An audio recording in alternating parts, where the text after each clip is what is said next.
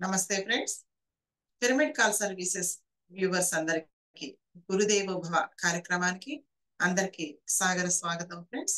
ముందుగా మనందరి గురువు జగద్గురు బ్రహ్మర్షి పితామహ పత్రిజీకి స్వర్ణమాల మేడకు హృదయపూర్వకంగా శతకోటి ధన్యవాదాలు తెలియజేసుకుంటూ మరి పిరమిడ్ కాల్ సర్వీసెస్ ఎంతో చక్కగా ప్రతిరోజు మధ్యాహ్నం 3 గంటల నుంచి 4 గంటల వరకు ఎంతో మంది సీనియర్ పిరమిడ్ మాస్టర్స్ దగ్గర ఎంతో చక్కగా ఆత్మ జ్ఞానాన్ని తెలుసుకుంటూ ఉన్నాం. మరి అందులో భాగంగా ఈ రోజు మనకు శారదా మేడం గారు మరి యూకే నుండి విచ్చేసి ఉన్నారు. గురుదేవ భవ అనేటువంటి అద్భుతమైన టాపిక్ ను వివరిస్తూ అందులో భాగంగానే 40 మాస్టర్స్ మెసేజెస్ లో భాగంగా 41వ మాస్టర్ గురించి కూడా ఈ రోజు మనకు చక్కగా మేడం గారు తెలియజేయనున్నారు ఫ్రెండ్స్. మరి మేడం గారు 2021లో ధ్యాన మార్గంలోకి రావడం జరిగింది. ధ్యానంలోకి వచ్చిన 8 months కి మహావతార్ బాబాజీతో కనెక్ట్ అవ్వడం, మరి ఆ మెసేజెస్ అందరికీ స్ప్రెడ్ చేయమనడం జరిగింది. మరి పత్రిజీ మాస్టర్ ను భౌతికంగా కలవలేకపోయినా డ్రీమ్స్ ద్వారా మెసేజెస్ ద్వారా మరి డ్రీమ్స్ లో ఎంతో చక్కగా కనెక్ట్ అవ్వడం, టెలిపతి ద్వారా సందేశాలను మరి వేరే వాళ్లకు పాస్ చేయమనడం, మేడం గారి జర్నీలో మేడం కి పత్రి సార్ బాగా గైడ్ చేయడం, ఇలాంటి పరమ గురువులతో ఎన్నో సందేశాలు మేడం గారు తీసుకోవడం, మరి ఆత్మలింగం అన్నటువంటి కాన్సెప్ట్ తో 40 మాస్టర్స్ మరి మెసేజెస్ మరి ఇంకా మరి ఎన్నో మెసేజెస్ తో పీసీఎస్ లో మనకు పీసీఎస్ వ్యూవర్స్ ఎంతో అద్భుతమైన జ్ఞానాన్ని ఎంతో చక్కగా మనకు వివరిస్తూ వచ్చారు ఫ్రెండ్స్. మరి మేడం గారిని మనం సాధారణంగా ఆహ్వానం పలుకుతాం. Welcome madam, welcome to pyramid call services జుండాయస్ madam. Hearty welcome to the session madam. Over to you. Thank you madam. Thank you. నమస్తే అండి, అందరికీ నమస్తే. పీసీఎస్ ప్లాట్ఫామ్ మాస్టర్స్ కి అందరికీ కూడా నమస్తే. సో ముందుగా పత్రి సార్కి కృతజ్ఞత చెప్పుకుంటూ ఇంత మంచి పాత్ని, ఇంత మంచి దారి మనందరికీ కూడాను మన ఆత్మ ఎదుగుదలకి ఆయన వేసిన మార్గం అన్నమాట. సో అట్లానే మనము చేసుకున్న ఈ మెసేజెస్ ఫ్రమ్ 40 మాస్టర్స్ బుక్ ఇంకా పూర్తి అయ్యింది.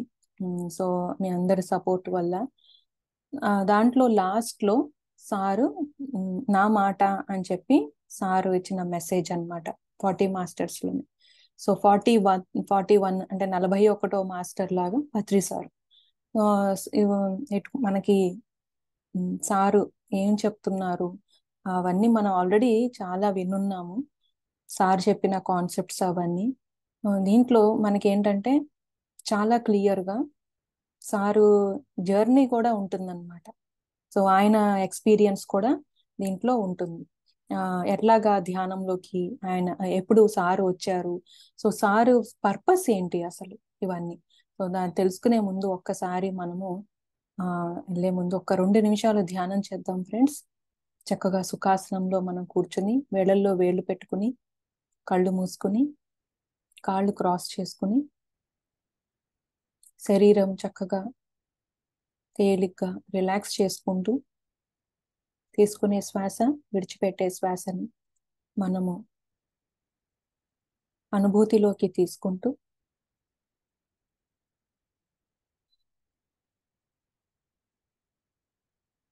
ఒక శూన్య స్థితికి ఎప్పుడైతే మనం వెళ్తామో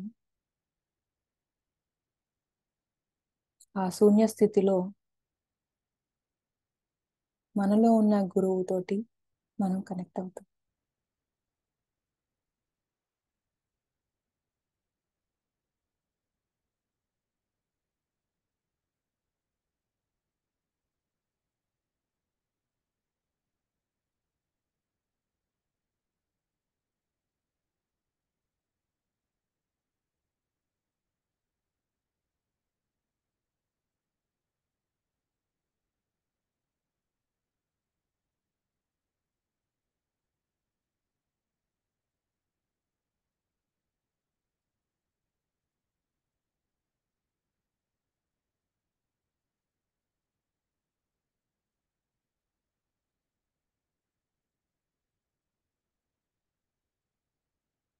last 1 minute friends.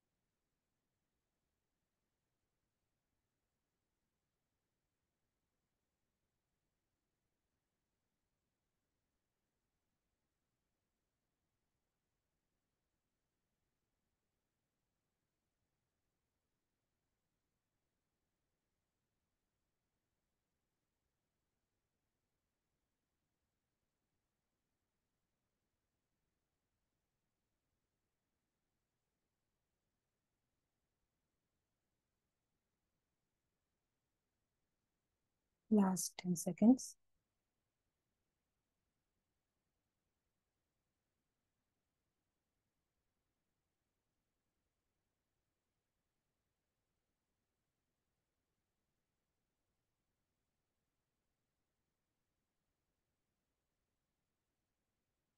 Last 5 seconds.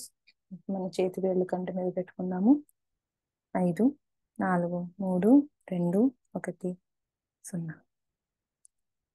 మనం ఎప్పుడు రెడీ అయితే అప్పుడు కళ్ళు తెరదాం ఫ్రెండ్స్. Thank you.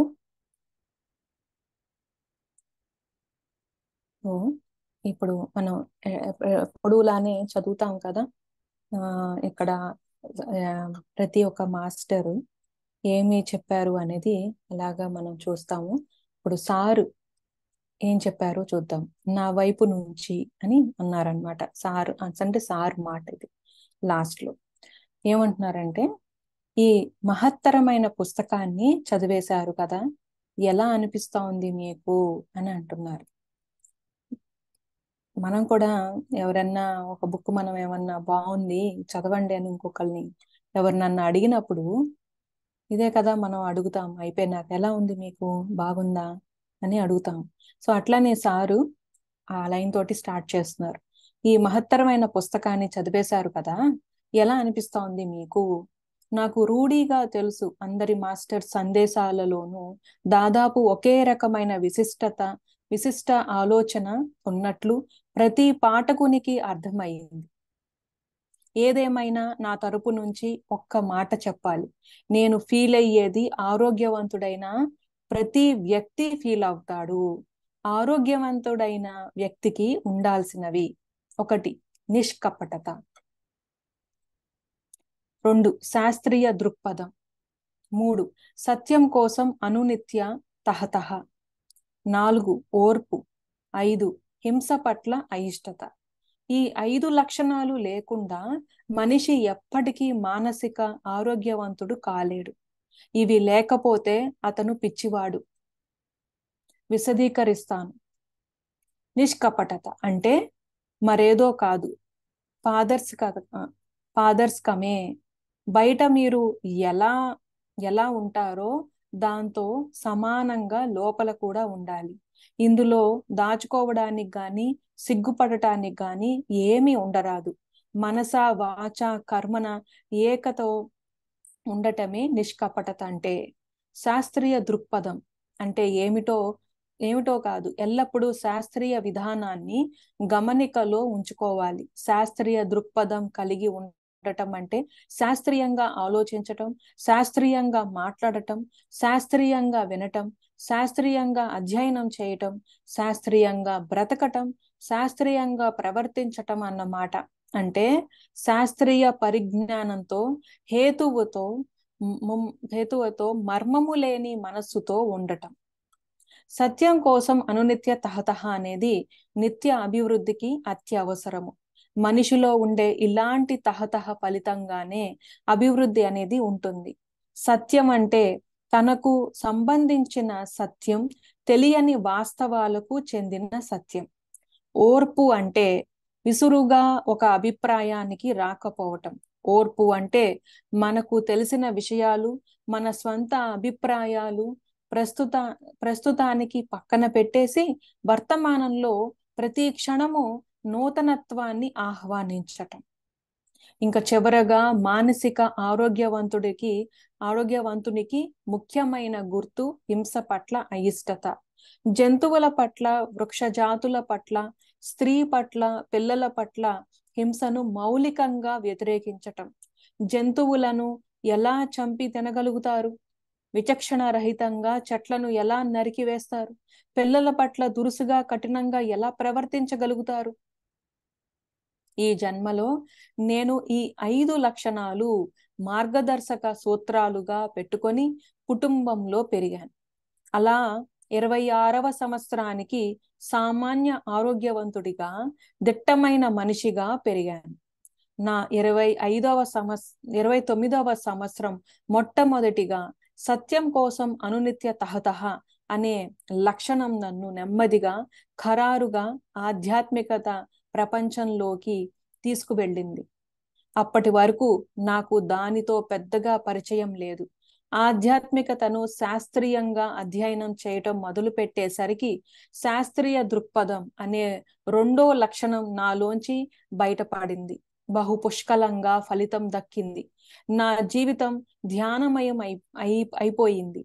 ప్రపంచవ్యాప్తంగా రచింపబడిన ఆణిముత్యాల్లాంటి ఆధ్యాత్మిక గ్రంథాల పఠనంలో నా జీవితం పండిపోయింది. భౌతికంగా మాస్టర్స్ ను కలవటంతో నా మస్తిష్కం నిండిపోయింది. పూజ, ఆటో రైటింగ్ మీడియంల ద్వారా పరలోక వాసులతో మాట్లాడే ప్రయోగాలతో నా బుద్ధి పరిపూర్ణం అయిపోయింది. వీటన్నిటికీ ఫలితంగా నాకు 33 సంవత్సరాలు వచ్చేసరికి ప్రతి సంఘటన యొక్క బహుపరిధుల వాస్తవం చక్కగా అర్థమైంది. ప్రతి వ్యక్తి తన సొంత వాస్తవాన్ని తాను స్వయంగా సృష్టించుకుంటున్నాడు అన్న గొప్ప సత్యం బాగా జీర్ణమయ్యింది. కలలుగానే జీవితం, మరణానంతర జీవితం, వీటి వాస్తవాలను క్షుణ్ణంగా గ్రహించాను. ఆ రకంగా సత్యాన్ని పొంది ప్రస్తుతం తొలి గుణమైన నిష్కపటత అనేది నాలో ద్యోతకం కావటంతో కుటుంబ జీవితంలో గాని నిత్య జీవితంలో గాని తారసిల్లిన ప్రతి ఒక్కరికి ఆధ్యాత్మికత గురించి నిష్కపటంగా చెప్పటం మొదలుపెట్టాను. వీలైనంత తక్కువ టైంలో వీలైనంత ఎక్కువ మందికి సత్యాన్ని తెలియజెప్పటమే నా లక్ష్యం. ఇందుకుగాను 4వ గుణమైన ఓర్పు అనేది చాలా చాలా అవసరం అయిపోయింది. దానితో పాటే 5వ గుణం హింస పట్ల అయిష్టత అనేది నా నిత్య జీవిత సిద్ధాంతంలో స్థానాన్ని సంపాదించింది. మాంసాహారం తినడాన్ని వ్యతిరేకించి ధ్వజమెత్తటం అన్నది నాలో నాకే అమితంగా నచ్చిన విషయం. నాకు అయ్యో అనిపించే మరో విషయం ఏమిటంటే, బుద్ధి లేని పెద్దవాళ్ళు చిన్న పిల్లల పట్ల, ఈడొచ్చిన పిల్లల పట్ల భౌతికంగాను మానసికంగాను హింసాత్మకంగా ప్రవర్తించటం. ఈ విధంగా జరిగిన పరిణితిలో నేను ఆధ్యాత్మికంగా సంపూర్ణ ఆరోగ్యవంతుడిని అయ్యానని భావిస్తున్నాను. నా పట్ల నాకు సంపూర్ణమైన తృప్తిగా ఉంది. ఈ పుస్తకంలోని మాస్టర్స్ అందరూ ఇచ్చిన సందేశాల సారం ఏమిటి? ఏకగ్రీవంగా ఇచ్చిన సలహా ఏమిటంటే, 1, ప్రతి ఒక్కరూ ప్రతి నిత్యము ధ్యానం చెయ్యాలి. 2, ప్రతి ఒక్కరూ ప్రతి నిత్యము తమ అనుభవాలను ఇతరులతో పంచుకోవాలి. 3, ప్రతి ఒక్కరూ ప్రతిరోజు మంచి ఆధ్యాత్మిక గ్రంథాలు చదవాలి. 4, ప్రతి ఒక్కరూ సాధారణ కుటుంబ జీవితాన్ని గడపాలి. వీటికి నేను మరికొన్ని జోడిస్తున్నాను. ప్రతి ఒక్కరూ శాకాహారి కావాలి. ప్రతి ఒక్కరూ చిన్నపిల్లల్ని లాలనగా చూడాలి. ప్రతి ఒక్కరూ వృక్ష జాతుల్ని చక్కగా పెంపొందించాలి. ఈ ముఖ్యమైన సూత్రాలను అందరూ పాటించాలి. దాంతో ప్రతి ఒక్కరూ ఈ భూమి అనే స్కూలు నేర్పే అన్ని పాఠాలను అతి తొందరగా నేర్చుకుంటారు. తద్వారా జనన మరణ చక్రం నుంచి బయటపడతారు. వీలైనంత త్వరలో భూమి మీద స్వర్ణ యుగాన్ని పునఃస్థాపిస్తాం. కర్నూలు, జనవరి. ఈ మెసేజ్ పూర్తయ్యేసరికి జనవరి 1997. సుభాష్ పత్రిజీ. సో అది సార్ ఇచ్చిన మెసేజ్. సో మనకి అందరికీ కూడా చాలా క్లియర్ కట్ గా, చాలా ఆయన గోల్ ఏంటి, పర్పస్ ఏంటి, ధ్యానంలోకి వచ్చిన తర్వాత ఏ మార్పులు జరిగినాయి సార్కి, అవన్నీ కూడాను మనకి చక్కగా ఈ మెసేజ్ లో ఇవ్వటం జరిగింది ఫ్రెండ్స్. సో ముందుగా ఒక్కొక్కటి సారు పత్రి సారు ఎలాగా మన అందరికీ చాలా రకాల అనుభవాలు ఉంటాయి సార్ తోటి గాని.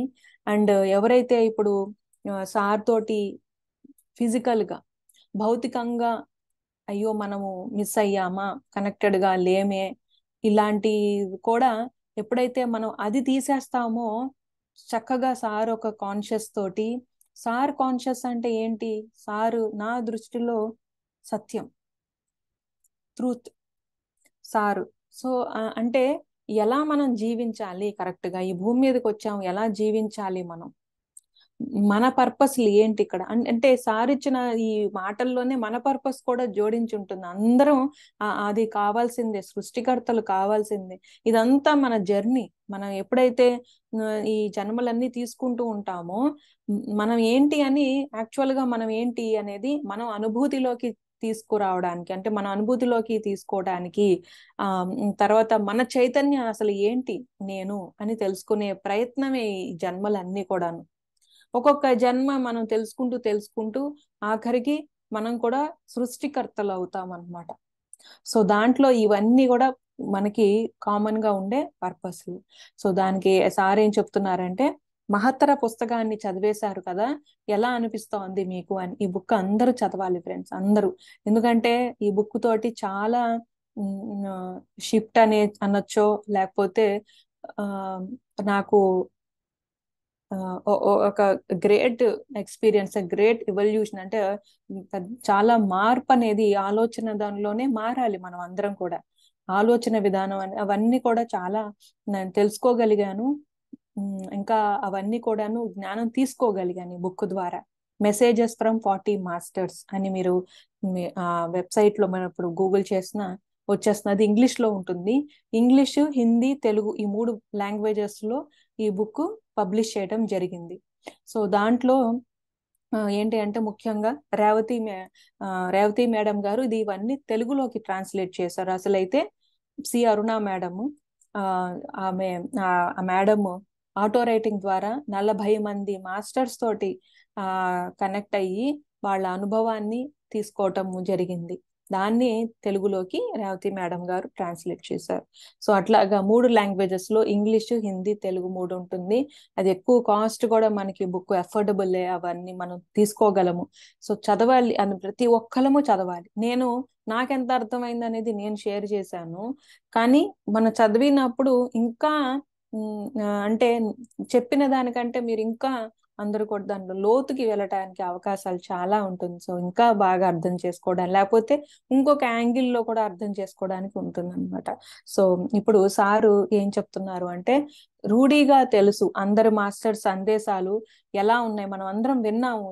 ప్రతి ఒక్క మాస్టర్ ఒక మెసేజ్, వాళ్ళ జర్నీ అంతా విన్నాం. సో కామన్ గా మనకి అట్లాగా ఏంటి అంటే ఉండేది తెలుస్తా ఉందంటే ధ్యానము, జ్ఞానము, ధ్యానము, జ్ఞానము, ఈ 2 మనకి అవసరం. ఇప్పుడు రావణాసురుడు మెసేజ్ తీసుకున్న, రాముడు తీసుకున్న, శ్రీరాముడు ఎట్లాగా వాళ్ళందరూ ఇవాల్వ్ అయ్యారు, వాళ్ళ ఆత్మ ఎలాగా వాళ్ళు ఈ జర్నీని తీసుకుంటూ వెళ్ళారంటే పూర్ణాత్మ కింద, అట్లాగా అవన్నీ కూడా మనకి ఉంటుంది. దాంట్లో ఎంతమంది మాస్టర్స్ మనకి ససరింగ్ అంటే వాళ్ళు చిరంజీవులుగా ఉన్నారు, ఎందుకు ఉండాల్సి వచ్చింది, ఇవన్నీ మనకి చదువుకున్నాం కదా. సో ఏమంటున్నారంటే సారు, ఆలోచన ఉన్నట్లు ప్రతి పాఠకునికి, అంటే నాకు రూఢీగా తెలుసు అందరి మాస్టర్ సందేశాలను దాదాపు ఒకే రకమైన విశిష్టత ఆలోచన ఉన్నట్లు ప్రతి పాఠకునికి అర్థమైంది కదా. మనకి ముఖ్యంగా వాళ్ళు ఫోకస్ చేసింది ధ్యానము, సత్యం మీద నిలబడ్డము, తర్వాత ప్రతి ఒక్క దాంతో అంటే ప్రతిది కూడాను కనెక్షన్ లో ఉండటము, ఇవన్నీ కూడా అంటే జ్ఞానం పొందటం. సో ఏదైనా నా తరపు నుంచి ఒక మాట అంటున్నారు సారు, ఆరోగ్యవంతుడైన ప్రతి వ్యక్తికి ఉండాల్సిన లక్షణాల గురించి ఏమేమి ఉండాలి అని చెప్తున్నారనమాట. మన ఆరోగ్యం అంటే శరీరం పరంగానే మనం ఆలోచిస్తాం, ఫిజికల్ బాడీ, దాన్ని భౌతికమైన శరీరాన్నే మనం ఆరోగ్యంగా పెట్టుకోవాలి, మంచి ఆహారం తినాలి అనేసి అనుకుంటాం అనమాట.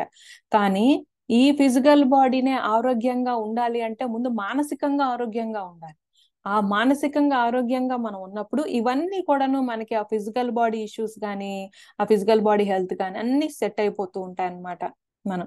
సో దానికి సారు ఏం చెప్తున్నారంటే, ఆరోగ్యవంతుడైన వ్యక్తికి ఉండాల్సినవి ఏమేమి ఉండాలి, ఆరోగ్యంగా మనం ఉండాలంటే ఏమేమి ఉండాలి అని చెప్తున్నారు. అట్లా మనకి 5 కాన్సెప్ట్స్, అంటే 5 పాయింట్స్ చెప్పారనమాట. ఒకటి ఏంటి అంటే నిష్కాపటత. ఒక్కొక్కటి సారు వర్ణించడం జరిగింది, సార్ ఎక్స్ప్లెయిన్ చేశారు ఒక్కొక్కటి. నిష్కాపటత అంటే ఏంటంటే ట్రాన్స్పరెన్సీ అన్నమాట. అంటే మనము లోపల ఒకటి బయట ఒకటి కాకుండా లోపల బయట ఒకే రకంగా ఉండటం. అంటే ఏంటి, మనం ఆలోచనలు, మన మాటలు, మన చేష్టలు, ఈ 3 ఒకే రకంగా ఉండాలన్నమాట. ఇప్పుడు కొంతమంది ఎట్లా అంటే బయట ఇంకొకళ్ళు ఏమనుకుంటారు, నేను అది చెప్తే గనక ఏమనుకుంటారో, ఫ్రెండ్షిప్ లేకపోతే రిలేషన్షిప్ కట్ అయిపోతుందేమో, నా గురించి చెడ్డగా అనుకుంటారు, ఇంత మటుకు ఉన్న ఇంప్రెషన్ నా మీద ఇవన్నీ పోతుందేమో అని అనుకుని లోపల ఒక రకంగా ఉన్న వాళ్ళకి అయిష్టత ఉన్న బయట మాత్రము తీయగా మాట్లాడడము, లేకపోతే అవతల వాళ్ళని ప్లీజ్ చేయటము, అంటే వాళ్ళని హ్యాపీ చేయడానికి ట్రై చేస్తూ ఉంటారు, వాళ్ళు హ్యాపీగా ఉంచడానికి ట్రై చేస్తూ ఉంటారు, సంతోషంగా ఉండాలో లేకపోతే వల్ల ఇంకొకరు ఇబ్బంది పడకూడదు అని చెప్పేసి. ఇబ్బంది పడకూడదు, అట్ ద సేమ్ టైం మనల్ని కూడా మనం అడ్రస్ చేసుకోవాలి, మనం కూడా ఆ సత్యంలోకి ఉండటం అన్నమాట, ఉండాలి అది. సో అలా ప్యూరిటీ తోటి, అంటే లోపల బయట కాకుండా ట్రాన్స్పరెన్సీ, ఒక అద్దంలా ఒక ట్రాన్స్పరెంట్ గా అట్లాగా ఉండాలన్నమాట, ట్రాన్స్పరెన్సీ అంటారు దాన్ని. సో అట్లాగా ఉన్నప్పుడు ఏమవుతుంది అంటే మన ఆత్మ శక్తి అనేది క్షీణించదు. ఎప్పుడైతే మనం ఆ ట్రాన్స్పరెన్సీని మెయింటైన్ చేస్తాం, ట్రాన్స్పరెన్సీ తోటి, అంటే ఆ ట్రూత్ఫుల్ ని, ఒక ప్యూరిటీ అన్నమాట అది, నిష్కపటత అంటే ప్యూరిటీ. ఎప్పుడైతే ఆ ప్యూరిటీని మనం ఉంటామో మన ఆత్మశక్తి అనేది పెరుగుతుంది కానీ తరగదు. ఎప్పుడు మన ఆత్మశక్తి తగ్గుతుంది అంటే మనం ఇంకొకరికి ప్రూవ్ చెయ్యాలి అని అనుకున్నప్పుడు, నేను ఇలా కాదు, నేను మీరు అనుకున్నట్టు కాదో, లేకపోతే ముందున్న ఇంప్రెషన్ ఉంటుంది, ఆ ఇంప్రెషన్ మెయింటైన్ చెయ్యాలి, నేను పోగొట్టుకోకూడదు, వాళ్ళ కళ్ళల్లో నేను చాలా మంచిగా ఉన్నతంగా, ఈ ఒక మాట చెప్తే మొత్తం అలాగా కూలిపోతుంది, నా మీద ఇంప్రెషన్ అంతా పోతుంది. ఇక్కడ మనం ఒకటి గుర్తుపెట్టుకోవాలి ఫ్రెండ్స్, ఏంటి అంటే మనం ఇక్కడ ఇంకొకరు ప్రూవ్ చేసుకోవడానికో, అంటే మనల్ని మనం చూపించుకోవడం అంటే నేను ఇట్లాగా చేయగలను, మీరు అనుకున్నట్టు కాదు ఎట్లాగా అన్నట్టు, అది చేసుకోవడానికో, నిరూపించుకోవటం అన్నమాట. సో మనల్ని మనం అట్లాగా నిరూపించుకోవటానికో, లేకపోతే ఇంప్రెస్ చేసుకోవటానికో, ఇంకొకళ్ళని ఇంప్రెస్ చేయటానికి, ఇంకొకళ్ళ మెప్పు మనం పొందటానికో ఈ భూమి మీదకి మనం రాలేదు. మన ఇవల్యూషన్ కి, అంటే ఎవరి ఆత్మ ఎదుగుదలకి వచ్చాం మనం, ఎవరికి మనం అందుకనే వచ్చాం, అందుకనే ఈ జన్మలు తీసుకుంటున్నాం. సో ఆత్మశక్తి ఎప్పుడు క్షీణిస్తుంది అంటే ఇలాంటివి చేసినప్పుడు, లోపల ఒక రకంగా బయట ఒక రకంగా ఉన్నప్పుడు ఆత్మశక్తి అనేది క్షీణించిపోతా ఉంటుంది అనమాట. ఎందుకంటే ప్యూరిటీ ఉన్నప్పుడు చోట ఆత్మశక్తి పెరుగుతూ ఉంటుంది. ఆ శక్తి పెరుగుతున్నప్పుడల్లా పవర్ఫుల్ గా, అంటే ఏంటంటే మాట మంత్రం అయిపోవటం అంటారు కదా. సో ఎప్పుడైతే మనకి ఆ అలైన్మెంట్, ఓకే తప్పులు చేసినా ఓకే, అందరూ తప్పుల నుంచే నేర్చుకుంటారు, మిస్టేక్స్ చాలా కామన్ చేయటం అనేది, మిస్టేక్స్ చేయొచ్చు, అంటే బ్లండర్స్ అంటే చాలా తీవ్ర, అట్లాంటివి చేయకూడదు. దానికి దీనికి ఏంటి డిఫరెన్స్ అంటే, మిస్టేక్స్ అనేవి అంటే తెలియకపోతే అజ్ఞానంతో చేసినవి తప్పులు, దానికి ఫలితాలు ఉంటుంది కరెక్టే, కానీ అజ్ఞానంతో చేసిన తప్పులకి మనం నేర్చుకోవాలి వెంటనే, ఆ నేర్చేసుకుని మళ్ళీ ఆ తప్పు చెయ్యకుండా చూసుకోవాలి. ఎప్పుడైతే గనక చేసిన తప్పుని మళ్ళీ మనం చేస్తున్నామో, తెలిసి కూడా చేస్తుంటే గనక అది పాపము, సిన్ అని ఉంటుంది, బైబిల్లో కూడా ఉంటుంది. సో ఎప్పుడైతే మనము తెలిసి తప్పు చేస్తామో దాన్ని సిన్ అయిపోతుంది, అప్పుడు అది పెద్ద కర్మ అయిపోతుంది అన్నమాట. ఎప్పుడైతే నేర్చుకుంటూ ఉంటామో, నేర్చుకునే దిశలో ఏమవుతూ ఉంటుంది, తప్పులు రిపీట్ చెయ్యము, కొత్తవి నేర్చుకుంటూ ఉంటాం, అంత కర్మలు అట్లాంటివి అట్లా ఉండవన్నమాట. జ్ఞానం పెరుగుతూ ఉంటుంది, జ్ఞానం పెరుగుతూ ఉన్నప్పుడల్లా ఏమవుతూ ఉంటుంది, జ్ఞానం పెరుగుతున్నప్పుడల్లా మనకి కర్మలు తగ్గుతూ ఉంటాయి. అంటే జ్ఞానము ఏం చేస్తూ ఉంటుంది, మనల్ని గైడ్ చేస్తుంది, ఇక్కడ నువ్వు ఇట్లాగా కరెక్ట్ గా చెప్పాలి, అంటే ఇక్కడ నువ్వు ఇట్లా యాక్ట్ అంటే మనం ఇట్లా మాట్లాడాలి, నువ్వు ఈ విధంగా ప్రవర్తించాలి పలానా చోట, అవన్నీ మనకి గైడ్ చేసేస్తూ ఉంటుంది మన ఇన్నర్ సెల్ఫ్ అన్నమాట. సో అది, అంటే ఎప్పుడైతే మనం ఆ ట్రాన్స్పరెన్సీ ప్యూరిటీ మెయింటైన్ చేస్తామో, మనలో ఉన్న ఆ ఇన్నర్ సెల్ఫ్ మాట, అంటే మనలో ఉన్న ఆ గైడ్ చేస్తున్నది ఎవరైనా కావచ్చు, మాస్టర్స్ కానివ్వండి, మన ఆత్మ గైడ్ చేసేవి మనకి వినపడతాయి అంటే భౌతికంగా వినపడడం కాదు, లోపల మనకి ఇన్నర్ సెన్సెస్, జ్ఞానేంద్రియాలు ఉంటుంది, దాంట్లో మనకి మనం అనుభూతిలోకి, అంటే దాన్ని మనము పట్టుకోగలుగుతాం అన్నమాట అది చెప్పే గైడెన్స్ ని. సో అట్లాగా ఎప్పుడైతే ప్యూరిటీగా ఉంటామో, ఇంకా చెప్పిన గైడెన్స్ ని మనం అట్లాగా ఆ గైడెన్స్ తోటి వెళ్ళిపోతూ ఉండాలి అంతే. ఇంకా ఆ వెళ్ళే ప్రయత్నంలో చాలా నేర్చుకుంటూ ఉంటాం. సో ఎవరిని ఇంప్రెస్ చేయటానికో, ఎవరినో లేకపోతే ఆల్రెడీ బిల్డ్ అయిన ఇంప్రెషన్ ని కంటిన్యూ చెయ్యాలని చెప్పేసి కష్టపెట్టుకోకూడదు. ఎవరిని మనల్ని మనం కష్టపెట్టుకుంటున్నాం ఇక్కడ. మన ఎదుగుదలని మనమే ఆపేసుకుంటున్నాం. అట్లాగా ఉండటం వల్ల ఎన్నో కర్మలు ఎదుర్కోవాల్సి వస్తూ ఉంటుంది. లోపల ఒక రకంగా, బయట ఒక రకంగా. నిజం చెప్పాలి కదండి, మరి అట్లాగా మన లోపల ఉన్నది అవతల వాళ్ళు నొచ్చుకోకూడదు కదా అంటే, నొచ్చుకోకుండా మాట్లాడాలి. నొచ్చుకోకుండా అదే ఎక్స్ప్రెస్ చేయటం అన్నమాట. ఇలా ఎక్స్ప్రెస్ చెయ్యకపోతే, సరిగ్గా మనం ఎక్స్ప్రెస్ చేయకపోతే ఏమవుతుంది? థైరాయిడ్ ప్రాబ్లం, మెయిన్ గా గొంతుకు సంబంధించిన ఇవన్నీ మనకు వస్తూ ఉంటాయి అన్నమాట. ఎక్స్ప్రెస్ చెయ్యకపోతే మనకి ఏమవుతుందంటే, ఆపేస్తున్నాం కదా మాటని ఇక్కడ, ఈ గొంతు నుంచి ఇక్కడ రావట్లేదు. ఆ ఎక్స్ప్రెస్ చేయలేనప్పుడు అది బ్లాకేజ్ అనేది మనకి ఇక్కడ ఉంటుందన్నమాట, థ్రోట్ చక్రాలు. సో థ్రోట్ చక్ర అలాగా బ్లాకేజ్ అట్లాగా ఉన్నప్పుడు మనకి రకరకాల రూపంలో ఏదైనా సరే సైకోసోమాటిక్ అంటారు. అంటే మన భౌతికంగా మనం ఎదుర్కొనేది, మన శరీర పరంగా ఎదుర్కొనే సమస్యలు అన్ని కూడాను మన మన ఆలోచనల నుంచే మన ప్రవర్తన అది ముందు పూర్వ జన్మలు కావచ్చు, ప్రజెంట్ జన్మ కావచ్చు, ఏదన్నా సరే దాని నుంచే కూడా మనకి వస్తూ ఉంటుంది అనమాట. దాని నుంచే మనకి బ్లాకేజెస్ అన్ని ఏర్పడతా ఉంటుంది. ఎప్పుడైతే ఫ్రీగా ఎక్స్ప్రెస్ చేసుకోనివ్వాలి కూడా. ఇంకొకరిని ఆపే రైట్ కూడా మనకి లేదు. ఇంకొకరిని ఆపినప్పుడు కూడా ఏమవుతుందంటే మనకి ఈగో బిల్డ్ అయిపోతా ఉంటుంది. ఓకే, సో అట్లాగా ప్యూరిటీ తోటి ఉండాలి అంటున్నారనమాట. మనస వాచ కర్మణ ఏకతో ఉండటమే నిష్కపటత అంటే మనస వాచ, మన లోపల అనుకున్నది, మన ఆలోచనలు, మన చేష్టలు ఇవన్నీ కూడాను ఎప్పుడు అలైన్ అవుతున్నాయా లేదా అని అనుకుంటూ ఉండాలి, చెక్ చేసుకుంటూ ఉండాలి మనం. అప్పుడు ఆరోగ్యంగా, అంటే లోపల ఏమైతే ఫీలింగ్స్ ఉన్నాయో ఎక్స్ప్రెస్ చేసుకుంటాం కదా బయటికి చక్కగా. అలా ఎక్స్ప్రెస్ చేసుకున్నప్పుడు ఏమవుతుంది, వేరే వాళ్ళకు కూడా ఎప్పుడు కూడాను ఇది అనుభవం అన్నమాట. మనం ఎప్పుడైతే ఆ ప్యూరిటీలో కొన్ని ఎందుకంటే భయాలతోటి, కుటుంబం వ్యక్తులు లేకపోతే బయట సొసైటీ తోటి, ఆ భయంతో కూడా మనము ఎక్స్ప్రెస్ చేసుకోము. భయం అనేది ఉంటాం. చెప్తే ఏమంటారో, అడిగితేనే కదా తెలుస్తుంది, చెప్తేనే కదా తెలుస్తుంది. ఆ మెట్టు దాటాలి మనం.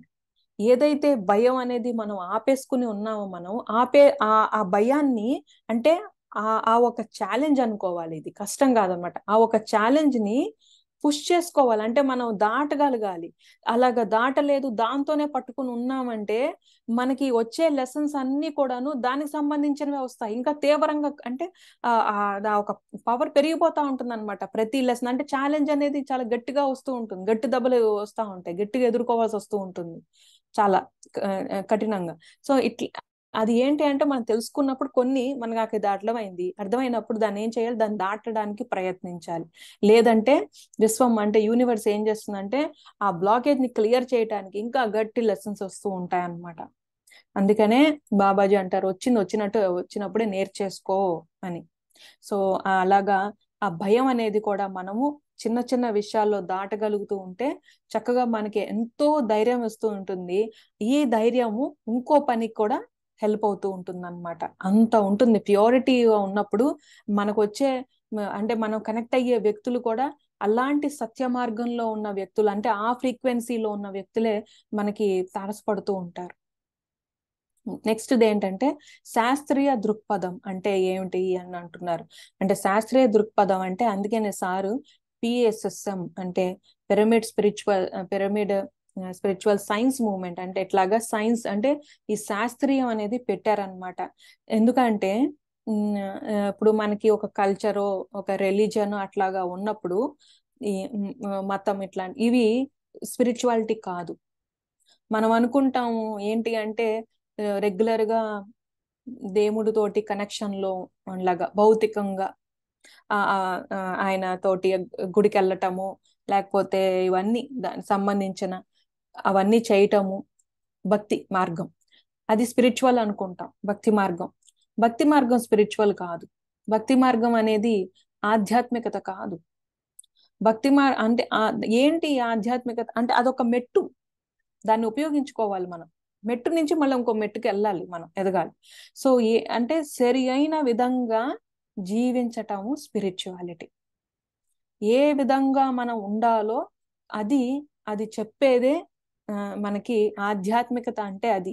ఇప్పుడు ఇవి నేర్చుకున్నా కూడా, ఎన్ని గ్రంథాలు చదివినా, రామాయణం చదివినా, మనము భాగవతము అట్లాగా విన్నా చదివినా కూడాను దాంట్లో చెప్పేది అంటే రామాయణం విన్నప్పుడు రాముడు ఎలా జీవించారు, సీతామాత ఎలా జీవించారు, ఇవన్నీ తెలుసుకుని మన జీవితంలో ఇంప్లిమెంట్ అంటే మన జీవితంలో మనం అమలు చేసుకుంటామని అవన్నీ కూడా చదవమంటారు.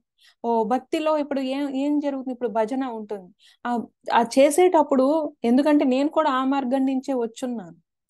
అదేమి తక్కువ అనినో లేకపోతే తీసేసి చెప్పటం కాదు. అదొక మెట్టు అంటున్నా. ఆ ఫౌండేషన్ ఓకే, దాని నుంచి ఇంకొక మెట్టుకి ఎదగాలి కదా మనం. అదే ధ్యానం అన్నమాట. అంటే బయట చూసే దైవాన్ని మనలో చూసుకోవటం, అందరిలో చూడటము, అదే దైవం అందరిలో ఉంది అని అనుకోవటం. తర్వాత ఎప్పుడైతే అట్లా అనుకుంటూ అట్లాగా చూస్తామో దాన్ని ఏమవుతుందంటే మనకి అంటే మనం చూసే కోణం అన్ని మారిపోతూ ఉంటుంది అనమాట. సో ఇది సైన్స్. అంటే ఇప్పుడు కొన్ని రిలీజియన్ అంటే కొన్ని అట్లా స్టార్టింగ్ నుంచి ఎట్లా అయిపోయినాయంటే రాను రాను రాను మూఢనమ్మకాలు అనేవి వచ్చేసినాయి అన్నమాట. అంటే గ్రుడ్డిగా నమ్మేయటం, ఇది చెయ్యాలి కాబట్టి ఇది చేస్తున్నాము అంతే, మనకు అలవాటు. మన ఇళ్లలో ఇలానే చేస్తారు. ఎందుకు చేస్తారు? ప్రతిదీ సైన్స్ ఉంటుంది. ఆ సైన్స్ తెలుసుకుని చేయమంటారు అనమాట సారు. గుడ్డిగా మూఢనమ్మకంగా మనం అలాగా చేసేస్తున్నామంటే గనక ఆత్మ ఎదుగుదల ఉండదు. ఎందుకు అంటే ఆత్మకి చేసే పని కాదు, జ్ఞానం కావాలి. ఎందుకు ప్రతిదీ సైన్స్ ఉంటుంది వెనకాల. ఋషులు ఇప్పుడు వాళ్ళు పెద్ద సైంటిస్టులు, ఋషులు వాళ్ళందరూ కూడా. వాళ్ళు యజ్ఞం చేస్తారు, వర్షాలు అంటే వాళ్ళ కాన్షియస్ అంటే చైతన్యానికి కనెక్ట్ అవుతూ ఉంటారు. మాట ద్వారా, మంత్రాల ద్వారా, అంటే వాళ్ళంతా ప్యూరిటీలో ఉంటారు. ఆ మాట మంత్రం అయిపోతూ ఉంటుంది. పైగా వాళ్ళు చేసే యజ్ఞంలో రకరకాల రకరకాలు ఇవేస్తూ ఉంటారు, అంటే చెట్లకు సంబంధించినవన్నీ కూడా. వాళ్ళకి ఎన్విరాన్మెంట్ సైన్స్ తెలుసు ఋషులకి. సో ఏవి చెట్లు, ఏ చెట్టు బెరడ్లు ఇవన్నీ వాడితే ఆ పొగ అనేది మంచిగా క్రియేట్ అవుతుంది. అది అవి ఏంటి అంటే మేఘాలని క్రియేట్ చేస్తూ ఉంటుంది, వర్షాలు పడేలాగా అట్లాగా అని. అట్లాగా అంటే వాళ్ళు ప్రతిదీ సైన్స్ ఉంటుంది. కానీ ఆ టైంలో ఏంటి అంటే జ్ఞానం ఇవ్వడానికి వాళ్ళు రెడీగా ఉన్నా పుచ్చుకోవటానికి అట్లాంటి వాళ్ళు లేరన్నమాట. అర్థం చేసుకునే వాళ్ళు లేక ఇలా చెయ్యాలి చెయ్యాలి చెయ్యాలి, అది కాస్త ఏమైంది, ఎవరికి వాళ్ళు వీలుగా ఎవరికి వాళ్ళు వాళ్ళ వీలుగా మార్చేసుకోవటం జరిగిందనమాట. ఆధ్యాత్మికత అంటే సైన్స్ తెలుసుకుని చెయ్యాలి, ఎలాగా మనం జీవించాలి అనేది ఆధ్యాత్మికత చెప్తుంది. అంటే ఏంటి స్పిరిచువాలిటీ అంటే అవన్నీ చెప్తుంది అనమాట మనకి. సో ఇట్లాగా శాస్త్రీయ దృక్పథం కలిగి ఉండాలి, ప్రతి దాంట్లో సైన్స్ తెలుసుకోవాలి అని. ఇప్పుడు సార్ శ్వాస మీద ధ్యాస పెట్టమని చెప్పేసి అన్నారు, అది కూడా సైన్స్. ఇదేమి రూల్ కాదు, లేకపోతే ఇదే మనం పాటించాలి సిద్ధాంతం అండి అని. ప్రతి దానికి వెనకాల సైన్స్ ఉంటుంది. ఏం జరుగుతుంది శ్వాస మీద ధ్యాస పెట్టినప్పుడు ధ్యానంలో? ఏమవుతుందంటే ఎప్పుడైతే మనము ఆ శ్వాస మీద ధ్యాస పెట్టినప్పుడు మనకు వచ్చే థాట్స్ అన్ని ఆటోమేటిక్ గా డ్రాప్ అయిపోవటం జరుగుతూ ఉంటుంది. అప్పుడు కాస్మిక్ ఎనర్జీ వెళ్ళటం అనేది జరుగుతుంది. ఎప్పుడైతే ఇక్కడ ఖాళీ అయిపోతుందో, మన ఆలోచన దాన్ని ఖాళీ అయిపోతుందో, విశ్వశక్తి లోపలికి తీసుకోవటం జరుగుతూ ఉంటుంది అనమాట. విశ్వశక్తి కూడా సైన్సే, ఇంటెలిజెంట్. దానికి బాగా బాడీలోకి వెళ్ళి ఎక్కడెక్కడ అవసరమో, ఎక్కడెక్కడ హీలింగ్ చేయాలో అవన్నీ కూడా చేస్తూ ఉంటుంది. సో అలాగా తర్వాత మనం భోజనం, ఇది వరకు ఋషులు వాళ్ళందరూ అంటే వాళ్ళు చెప్పేవారు అల్పాహారము అవన్నీ తీసుకోవాలి.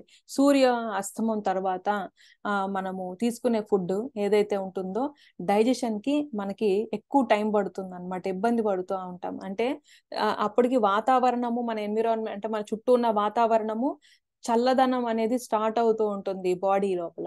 సో బాడీకి ఆ ఫుడ్ కూడా ఏం జరుగుతూ ఉంటుందంటే స్లోగా ఆ నైట్ వచ్చేసరికి మన అరుగుదల ఈ సిస్టమ్ ఏదైతే ఉంటుందో డైజెస్టివ్ సిస్టమ్ స్లో అవుతూ ఉంటుంది. ఎందుకంటే అది కూడా రెస్ట్ తీసుకునే స్టేట్ కి వచ్చేస్తుంది, స్లో అవుతూ ఉంటుంది. ఈ అర్ధరాత్రి అపరాధి లేకపోతే వేళకాని వేళలో రాత్రిలో హార్డ్ ఫుడ్ అంటే ఎక్కువగా నూనెలు ఇట్లాంటి అంటే ఇవన్నీ కూడా మనం ఆకలితోటి తీసుకుంటాం కదా, ఆకలి ఉన్నప్పుడు. సో అవన్నీ ఏమవుతుందంటే అది బలవంతాన దాన్ని ఏంటి అంటే డైజెస్ట్ చేయడానికి చూస్తూ ఉంటుంది. అంటే నైట్ రెస్ట్ గా ఉన్నప్పుడు మనం కాస్మిక్ ఎనర్జీ అంటే విశ్వశక్తి తీసుకుంటాం నిద్రలో కూడా. ధ్యానంలో ఇంకా కొన్ని రెట్లు ఎక్కువ తీసుకుంటాం, 3 రెట్లు ఎక్కువ. అప్పుడు ఏం జరుగుతూ ఉంటుంది, ఈ సిస్టమ్ అనేది ఏంటి, మనము భోజనం తీసుకున్న దాన్ని అరిగించటంలో అది ఆ పనిలో ఉంటుంది అనమాట. అంటే రెస్ట్ ఉండదు. సో అందుకనే మనం పడుకునే టప్పుడుకి ఏం చెయ్యాలి అంటే ఆ భోజనం అనేది అరిగిపోవాలి అంటారు. అప్పుడు మనకి ఆరోగ్యం అనేది మనం ఫీల్ అవుతాం. ఇవన్నీ మనం ఎక్స్పెరిమెంట్ చెయ్యాలి. అందుకనే సారు నేను చెప్పిన మాట యథావిధిగా తీసుకోవద్దు, నేను కూడా మీరు వినద్దు, ఎక్స్పెరిమెంట్ చెయ్యండి అని అంటారు సార్. ఎక్స్పెరిమెంట్ చేసినప్పుడు కేవలము ఆ ఒక్క ఎక్స్పెరిమెంటే కాదు, అంటే అదొక్కటే తెలియటం కాదు, మనకి దానికి సంబంధించి ఇంకా అడిషనల్ నాలెడ్జ్ కూడా మనకు వస్తూ ఉంటుంది అనమాట. ఇప్పుడు మనకు ఒక వర్డ్ ఏమన్నా తెలీదు, ఒకటి ఏమన్నా డిక్షనరీ ఉంటుంది, మనకు అది తెలీదు, ఒక పదం ఏంటో దాని అర్థం తెలీదు అని అనుకుందాం. ఆ డిక్షనరీలో ఆ పదం కోసము అంటే ఆ వర్డ్ మనం వెతికినప్పుడు ఏంటంటే వరుసగా చూసుకుంటూ వెళ్తాం కదా. ఇప్పుడైతే గనక మనకి ఫోన్ లో వాటిలో మనకి యూజ్ చేస్తున్నాం, అప్పుడు మనకి డిక్షనరీ అనేది ఉండేది. ఆ డిక్షనరీలో మనం చూస్తూ వరుసగా చూస్తున్నప్పుడు ఒక వర్డ్ కోసం వెతుకుతున్నప్పుడు 10 వర్డ్స్ దానికి సంబంధించి ఆ అక్షరానికి సంబంధించిన 10 వర్డ్స్ మనకి మనం తారసపడతాం. అంటే మన 10 వర్డ్స్ మనకి తెలుస్తాయి అన్నమాట. దాని అర్థం మనం వెతకపోయినా దాంట్లో మన కంటికి అయితే మనం చూడగలుగుతాం. అదే విధంగా ఇప్పుడు మొబైల్లోనో లేకపోతే వాటిల్లో వెతికిన ఇది ఏంటి అని అన్నప్పుడు బోల్డ్ అని వర్డ్స్ అంటే సినోనిమ్స్ ఎక్కువగా వర్డ్స్ రావటము, తర్వాత దానికి సంబంధించిన అర్థాలు, దానికి సంబంధించిన వాక్యాలు, ఇవన్నీ కూడాను మనకి వస్తూ ఉంటుంది. అంటే ఏంటి ఇక్కడ ఒక దానికి తెలుసుకోవాలి, ఒకటి ఎక్స్పెరిమెంట్. ఇప్పుడు వెతకటం కూడా ఒక ఎక్స్పెరిమెంట్ చేయటమే, ఒకటి చేయటమే అన్నమాట. అది చేసినప్పుడు అడిషనల్ నాలెడ్జ్ అనేది మనకు వస్తూ ఉంటుంది. ఒక డౌట్ వచ్చింది, ఒక పుస్తకం చదువుతూ ఉంటాము, చదువుతున్నప్పుడు అది ఏంటి అని ఆ ఒక పదం మనకి అర్థం కాలేనప్పుడు అది ఏంటని మనం ఆలోచించాలి. ఎందుకు ఈ వర్డ్ ఇక్కడ పెట్టారు రైటర్, ఎందుకు ఇక్కడ దీని అర్థం ఏంటి ఇక్కడ అని అనుకున్నప్పుడు మనం ఆ వర్డ్ ని వెతికే దగ్గర ఇంకా అడిషనల్ గా తెలుస్తూ ఉంటుంది అనమాట. ఇప్పుడు మన బాడీలో ఉంది చక్రాస్ ఉన్నాయి, అసలు ఈ చక్రాలు ఏంటి, ఎలా పనిచేస్తుంది, మనకి ఎక్కడ ఉంటుంది మన బాడీలో అసలు అన్ని తెలుసుకున్నప్పుడు ఆ బాడీలో మనం నేనైతే చక్రాలు అంటే ఈ ఫిజికల్ బాడీలోనే అట్లాగా ఎక్కడో ఉంటుంది కనిపించకుండా అనుకున్నాను. తర్వాత ఏంటి అంటే మనకి చాలా శరీరాలు ఉన్నాయి, మనకి 7 శరీరాలు ఉన్నాయి, దాంట్లో శరీరం ఎనర్జీ బాడీలో ఇది ఉంటుంది అనమాట. అంటే ఏమైంది, ఒక చక్రాస్ ఏంటి అని ఆయన క్వశ్చన్ వేసుకున్నప్పుడు మనకి ఇన్ని ఎక్స్ట్రా ఇన్ఫర్మేషన్ అనేది వచ్చింది. సో ప్రతిదీ అందుకనే ఎక్స్పెరిమెంట్ చెయ్యాలి. తెలుసుకున్నది ఎక్కడైతే మనం అమలు చేయాలో అక్కడ చెయ్యాలన్నమాట. దానికి సారు చాలా పెద్ద పీటేస్తారు ఎక్స్పెరిమెంట్ కి. ఆ అనుభవాలు అలాగా చెప్పమంటారు, అలాగా వినాలన్నమాట మనం. సో అలాగా మనకి నేనుగా చేసిన ఎక్స్పెరిమెంట్ అట్లాగా అయితే గనక కనపడుతుంది మనకి. అట్లా పాస్ట్ లైఫ్స్ గాని వాటి గాని అంటారు, ఇలాగా ప్యారలల్ వరల్డ్స్ ఉన్నాయా అది నాకు అనుకున్నాను. దాంట్లో ఎక్స్పెరిమెంట్ ఏంటంటే ధ్యానం చేశాను, కాకపోతే ఈ క్వశ్చన్ కావాలి అని అనుకున్నా. బట్ చాలా క్లియర్ గా విజన్ తోటి మా ఇంట్లోనే ఈ హాల్లోనే ఇంకొక ప్యారలల్ వరల్డ్ అంటే అట్లాగా వాళ్ళు ఉన్నట్టు, వాళ్ళు చాలా కొంచెం విచిత్రంగా, అంటే వాళ్ళు మనలాగా కాదనమాట, వాళ్ళు కాకపోతే మంచి సోల్ వాళ్ళు. సో అట్లాగా ఒక ప్యారలల్ వరల్డ్ మనకు ఉంటుంది, మనకు కనిపించదు అంతే, అలాగా ఉందని అర్థమైంది. సో ప్రతిదాన్ని తెలుసుకోవటమే, క్వశ్చన్ వేసుకుంటా ఉండాలి. ఎప్పుడైతే మనము ఆ ప్రశ్న మనం వేసుకుంటామో దానికి సమాధానంగా ఇంకా ఎక్కువగా మనం తెలుసుకోవటం జరుగుతూ ఉంటుంది. తర్వాత సత్యం కోసం అనునిత్య తహతహ, ఇది సత్యం ఏంటి అని మనకి ఎప్పుడైతే ఫస్ట్ ఆత్మ బాల్యాత్మ నుంచి అట్లాగా ఏ సత్యం కోసం అన్వేషణలో ఉండదు. ఎప్పుడైతే మనం సత్యం కోసము అన్వేషణలో ఏంటిది తెలుసుకోవాలి, నేను దీని వెనకాల నిజం ఏంటో నేను తెలుసుకోవాలని అనుకుంటాము, అప్పుడు మనకి అయితే మనము అంటే తెలుసుకునే దాంట్లో అంటే మనం మెచ్యూర్ అయ్యే అంటే మనం ప్రోగ్రెస్ అయ్యే పాత్ లో కొంచెం బాగా మనము ముందుకు వెళ్ళినట్టు. అంటే సత్యం ఏంటో తెలుసుకునే ప్రయత్నం చేయాలి. ఇలా తహతహలాడాలి, అది ఏంటో నేను తెలుసుకోవాలి అని. సంబంధించిన సత్యం తెలియని వాస్తవాలకు అంటే తనకు సంబంధించిన సత్యం అంటే నేను ఎవరు, నేను ఎందుకు వచ్చాను ఇక్కడికి, ఇవన్నీ అసలు నేను ఏంటి, ఈ సత్యాన్వేషణలో మనకి ఇంకా మనం తెలుసుకుంటూ ఉంటాము, వాస్తవాలు తెలుసుకుంటాం, ఫ్యాక్ట్స్ అన్నమాట. బిలీఫ్స్ ఉండదు. నేను అన్నప్పుడు స్టార్టింగ్ నేను ఎవరండి, ఎవరు మీరు అట్లాగా నేను ఎవరు అని అనుకున్నప్పుడు నేను నా పేరు, ఓకే, నా పలానా నా పేరు, నేను పలానా కుటుంబానికి నుంచి వచ్చాను, నేను పలానా చోట ఉంటున్నాను అంటే అన్ని వ్యక్తిగతమైనవి భౌతికమైనవి చెప్తామన్నమాట. కానీ ధ్యానం చేసినప్పుడు అసలు సత్యం ఏంటి, ఓ నేను అంటే శరీరం కాదు, నేను ఒక ఆత్మని అని ఇంకా మనం లోతుకి వెళ్ళినట్టయితే గనక ఓ ఆత్మకి మరణం లేదు అంటే అంటే మనకి మరణమే లేదు, దెర్ ఇస్ నో డెత్ అంటారు సార్. సో మరణం అనేది లేదన్నమాట. సో మరణం లేకపోతే మరి శరీరం విడిచిపెట్టేస్తున్నాం, ఆత్మ ఎట్ట వెళ్తుంది? ఇది నాకు ఫస్ట్ నుంచి ఉండే క్వశ్చన్ ఉండేది. ఏమవుతుంది ఆత్మ, ఏం జరుగుతుందని. సో ఆత్మ దాని తలానికి ఎంత జ్ఞానం ఉందో ఆ తలానికి వెళ్ళిపోతూ ఉంటుంది, తర్వాత ఎన్నో నెక్స్ట్ బర్త్ కి ప్లాన్ చేసుకుంటూ ఉంటుంది. అంటే ఇవన్నీ ఫ్యాక్ట్స్ అన్నమాట.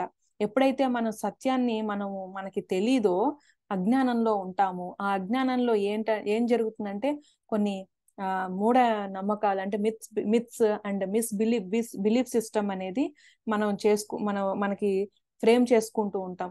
ఆ బిలీఫ్ సిస్టమ్ అంటే ఒక నమ్మక వ్యవస్థ అన్నమాట. అది సత్యం కాదు, కొన్ని అపనమ్మకాలు కలిపి మన బిలీఫ్ సిస్టమ్ అనేది ఏర్పరచుకుంటాం. దాన్ని మళ్ళా అది క్లియర్ చేసుకోవడానికి అంటే ప్రతి దాంట్లో సత్యం ఉంటుంది. రకరకాల విమతోటి మనం క్రియేట్ చేసుకుంటాం. ప్రతిదీ దాంట్లో ఒక సత్యం ఉంటుంది. ప్రతి సత్యాన్ని అన్వేషించటంలో తెలుసుకునే దాంట్లో ఆత్మ ప్రయత్నిస్తూనే ఉంటుంది అన్నమాట. అది ఆత్మ జర్నీ. సో అలా సత్యాన్ని మనము నేర్చుకోవాలి, సో తెలుసుకోవాలి. సో అనునిత్యం సత్యం ఏంటి అని సంబంధించినది ఏంటి అని తెలుసుకుంటూ ఉండాలన్నమాట. సో ఆ సత్యాన్ని అన్వేషించటంలో మనం మనతోటి ట్రూత్ఫుల్ గా ఉండాలి. అదే ట్రాన్స్పరెన్సీ, అదే ప్యూరిటీ అన్నమాట. మనం మనతోటి నిజాయితీగా ఉండాలి ఈ సత్యాన్వేషణలో.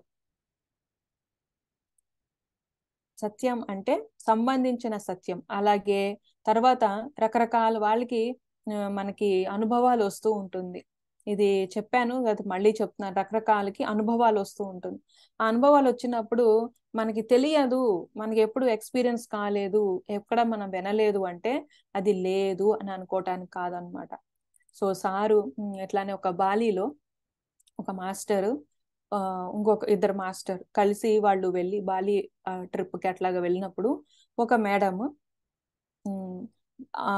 ఆవలి పక్క అంటే వేరే డైమెన్షన్స్, వేరే తలానికి సంబంధించిన ఎక్స్పీరియన్స్ అక్కడ ఆ బాలీలో ధ్యానం చేయించినప్పుడు ఆవిడకి ఎక్స్పీరియన్స్ అయిందనమాట ఆ మాస్టర్ కి. సో అందరూ అడుగుతారు కదా, ధ్యానం అయిపోయిన తర్వాత సారు ఎక్స్పీరియన్స్ షేరింగ్ జరుగుతూ ఉంటుంది. అలాగా జరిగినప్పుడు ఆమెకి ఏదైతే ఎక్స్పీరియన్స్ అయ్యారో అవి సార్కి చెప్పినప్పుడు లాజిక్ మైండ్ అంటే ఎక్కువగా ఇది లాజికల్ మైండే కాకపోతే నమ్మని కొంతమంది అట్లాగా అక్కడ ఒక ఇద్దరు అలాగా ఉన్నప్పుడు ఇదంతా నిజం కాదబ్బా ఇంత ఇది అని అనుకుని వాళ్ళు అనుకుని అట్లీస్ట్ ఎక్స్ప్రెస్ చేశారు సార్ తోటి. అయిపోయిన తర్వాత ఎక్స్పీరియన్స్ షేరింగ్ అంతా అయిపోయినాక సారు వాళ్ళు ఒక టైం చూసుకుని సార్ దగ్గర, సార్ ఆ మేడం ఇట్లా ఎక్స్పీరియన్స్ చెప్పారు, అదంతా అసత్యంగా అంటే అది అంతా ఏం లేదు కదా, అదంతా ఆమె ఊహ కదా ఇట్లాగా అన్నారంట. అడిగినప్పుడు సార్ అన్నారంట, నీకు తెలియదు అంటే నువ్వు ఎక్స్పీరియన్స్ చేయలేదంటే అది లేదని అర్థం కాదు. ఓకే, అంటే మనకి తెలియంది కొట్టిపడేయటానికి లేదనమాట. నమ్మటం నమ్మకపోవటం తర్వాత అసలు అది లేదని చెప్పకూడదు. ఓ ఇలా ఒకటి ఉంటుందా, కొన్ని ఎక్స్పెరిమెంట్ చేసుకోవచ్చు, అవునా కాదా అని మనం ఎక్స్పెరిమెంట్ చేసుకోవచ్చు కదా. అది పుస్తకాల ద్వారా ఎక్స్పెరిమెంట్ అంటే మనకే అనుభూతి చెందక్కర్లా, దానికి సంబంధించిన పుస్తకాలు ఉంటాయి, అది చదవచ్చు. పుస్తకం చదువుతున్నప్పుడల్లా రకరకాల జ్ఞానం వస్తూ ఉంటుంది, అన్ని తెలుస్తూ ఉంటుంది మనకి. తెలిసినప్పుడు ధ్యానంలో కూర్చున్నప్పుడు మనకు ఖచ్చితంగా ధ్యానంలోనో లేకపోతే కళలోనో ఏదో ఒక రూపంలో మనకి ఆన్సర్ అయితే వచ్చి తీరుతూ ఉంటుంది. సో అట్లాగా లేదు అని అనుకోకూడదు, ఇంకొక అనుభవాల్ని చక్కగా ఓపెన్ మైండెడ్ గా అట్లాగా వినాలన్నమాట. ఇంకా చివరగా ఏం చెప్తున్నారంటే సారు, మానసిక ఆరోగ్యవంతుడికి ముఖ్యమైన గుర్తు హింస పట్ల అయిష్టత. సో అట్లా జంతువుల హింస, వృక్షాలని హింసించటము, స్త్రీల పట్ల పిల్లల పట్ల హింసను మౌలికంగా వ్యతిరేకించటం అంటున్నారు. సో ఇవన్నీ మనకి ఎంకరేజ్ చేయకూడదు అనమాట. మనం ఏం చెయ్యట్లేదులే, మనకి అవసరం లేదు, మనకు సంబంధించింది కాదు అని అనుకోవడానికి కాదు. ఇక్కడ మనకు ఒకటి తెలిసిందంటే ఇంకొకరికి చెప్పే బాధ్యత మనకు ఉంది అని అర్థం. అట్లానే ఇక్కడ శాకాహారం గురించి, ఇట్లా జంతువుల్ని హింసించద్దు, ఏ విధంగా కూడా హింసించకూడదు. ఓకే, కొంతమంది ఫస్ట్ నుంచే వెజిటేరియన్ దాంట్లో శాకాహారం ఫ్యామిలీలో ఉంటారు, అట్లాగా వాళ్ళది ఉంటుంది జర్నీ. సో అట్లా వాళ్ళు ఏం చేస్తారు అంటే కొన్ని లేకపోతే ఎక్వేరియంని, లేకపోతే పక్షుల్ని పంజరంలో అట్లాగా పెట్టటము, వాటితోటి పెట్స్ అనేది పెట్స్ లాగా తీసుకుంటూ ఉంటారన్నమాట. సో ఏదన్నా సరే ఫ్రీగా ఉండాలి. అట్లాగా దానికి ఏదైనా సరే మనము చేపల్ని కానీ అట్లాగా చిన్న తొట్టెలోని దానికి లిమిట్ చేయకూడదు. వాటిని కూడా వాటికి దాని జర్నీ అది జరుగుతూ ఉంటుంది. మనం ఎవరు ఆపటానికి అంటే వాటి జర్నీని, వాటి సోల్ జర్నీని ఆపే రైట్ లేదు. మనల్ని ఎవరన్నా ఆపే రైట్ ఇంకొకరు లేదు అన్నప్పుడు మనం కూడా ఇంకొకరిని ఆపడానికి రైట్ లేదు అసలు. అక్కడి నుంచే కర్మలు అనేది వస్తుంటాయి, చాలా తీవ్రమైన కర్మలు వస్తూ ఉంటాయి అన్నమాట. సో ఏం జరుగుతుందంటే ఇక్కడ హింస అనేది అంటే మన జీవితంలో ప్రజెంట్ లైఫ్ లో అని ఏదైతే మనం అనుభవంలోకి కొన్ని కర్మల్ని, తీవ్రమైన కర్మలు మనం అన్ని ఉన్నాయో హింస నుంచే వచ్చినాయి, హింస నుంచే ఉద్భవించినాయి అన్నమాట ఆ కర్మలని. అంటే మనం హింస చేయటంతో ఇవన్నీ కర్మలు అనేది రావటం జరిగింది. ముఖ్యంగా జంతువు హింస. ఇప్పుడు ఇప్పుడు శాకాహారమే కావచ్చు, లేకపోతే శాకాహారానికి మనం మారి ఉండొచ్చు. కానీ ఏం చెయ్యాలంటే ముందు ప్రీవియస్ జరిగిన అంటే ముందు పాస్ట్ లైఫ్ లో లేకపోతే అవుతున్న కర్మల్ని తీసేసుకోవాలి కదా, అంటే తొలగించుకోవాలి. అది ఏం చెయ్యాలి మనం అనేది మనకు తెలియాలన్నమాట. సో మనకి మానసికంగా కానీ, శారీరకంగా కానీ మనం హింస నుంచే మనకి కర్మలు అనేవి జర్మినేట్ అయినాయి, అంటే మనవికి ఉద్భవించినాయి అన్నమాట, వచ్చినాయి హింస నుంచి. ఎట్లా అంటే జంతువు హింస ఎట్లాగే ఎక్వేరియం అట్లా ఉండకూడదు. దానికి మంచిగా ఫుడ్ వేస్తున్నాం కదండి, మంచిగా వాటర్ మారుస్తున్నాం కదా, చూసుకుంటున్నాం కదా, దాంట్లో ఇబ్బంది ఏముంది అని అన్నారనమాట ఒకళ్ళు ఫ్రెండ్. అంటే నీకు ఒక గదిలో బంధించేసి, ఒక గదిలో ఉంచి చక్కగా నీకు రుచికరమైన ఆహారము చక్కగా పెడతాము, అలాగా పూటకి మీకు అన్ని అందిస్తూ ఉంటాము అని అంటే ఎంతకాలం మనం ఉండగలుగుతాం ఆ గదిలో, ఒక్క గదిలో? అంతే. వాటికి ఫ్రీడమ్ ఉండాలి. వాటికి ఫ్రీడమ్ ఉంది, ఎంతో చక్కగా ఫ్లో అవుతూ ఉంటుంది అది, చక్కగా రివర్ లోను వాటిల్లో. సో ఇది మనం చెయ్యట్లేదు కదా అని అనుకుని, మన ఇంట్లో లేదులే మనం చెయ్యట్లేదు కదా అని అనుకుంటే, ఇంకొకరు ఎవరిని అట్లాగా తెలియకపోతే వాళ్ళలో ఉన్నప్పుడు చెప్పే బాధ్యత మనకు ఉంటుంది. నాకేం సంబంధం లేదులే, నేను చెప్పను, ఏమనుకుంటారో ఏంటో వీళ్ళు, అసలే ఇన్ని వేలు పోసి తీసుకుని వచ్చారు అని. కాస్ట్ కాదు ఇంపార్టెంట్, కాస్ట్ కంటే అంటే దాని ఖరీదు కంటే ఒక ప్రాణం ఖరీదు ఇంపార్టెంట్. దాంట్లో ఉన్న చేపలు ఒక ప్రాణం దాని ఖరీదు ఎక్కువ, అంటే దాని వాల్యూ ఎక్కువ. ఖరీదు కాదు, సారీ, దాని వాల్యూ ఎక్కువ, ప్రాణం వాల్యూ ఎక్కువ. సో అట్లా దాన్ని వదిలేసేయాలి. మనకి శ్రీరామ్ దాస్ కూడా మనకు తెలుసు, ఆయన ఎట్లాగైతే పంజరంలో చిలకని పెట్టి మళ్ళీ ఆయన ఆ జన్మలోనే జైల్లో అంటే అట్లాగా రాజులు పెట్టడం అనేది జరిగింది.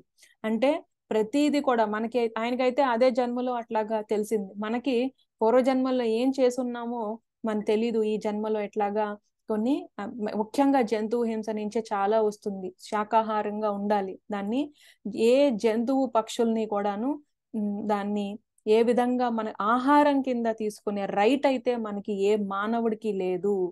వేటి జర్నీ అవే, మనం కూడా అట్లాంటి జర్నీ చేసుకుని మనం వచ్చాము. ఓకే, సో అట్లాగా ఏంటి అంటే ఒక కథ ఉంటుందన్నమాట. వాళ్ళు ఏంటి అంటే ఇద్దరు ఫ్రెండ్స్, వాళ్ళు ఏం చేస్తారు అంటే, ఒక ఫ్రెండ్ అట్లాగా ఒక కథ ఇది అంతే, ఒక జంతువు కింద మేక కింద పుడతారు. ఇంకొక ఎవరైతే మనిషిగా ఉన్న అతను ఈ జంతువుని దీన్ని ఆహారం కింద అంటే తీసేసుకుంటారు ఈ మేకని, ఎవరైతే ఫ్రెండ్. మళ్ళీ కర్మకి మళ్ళీ ఈ ఫ్రెండ్ మళ్ళా ఒక గోట్ కింద, అంటే మళ్ళీ ఒక మేక కింద పుట్టటము, ఈ ఈ మేక కింద ఉన్న అతను మనిషిగా పుట్టి మళ్ళీ ఈ మనిషి మళ్ళీ ఆ మేకని తీసేయడం, అంటే ఈ కర్మ బంధంలో ఈ చక్రంలో ఇట్లానే తిరుగుతూ ఉందన్నమాట. అప్పుడు ఒకసారి ఏమైందంటే ఒక జన్మలో ఆ మేక నవ్వటం అనేది నవ్విందంట.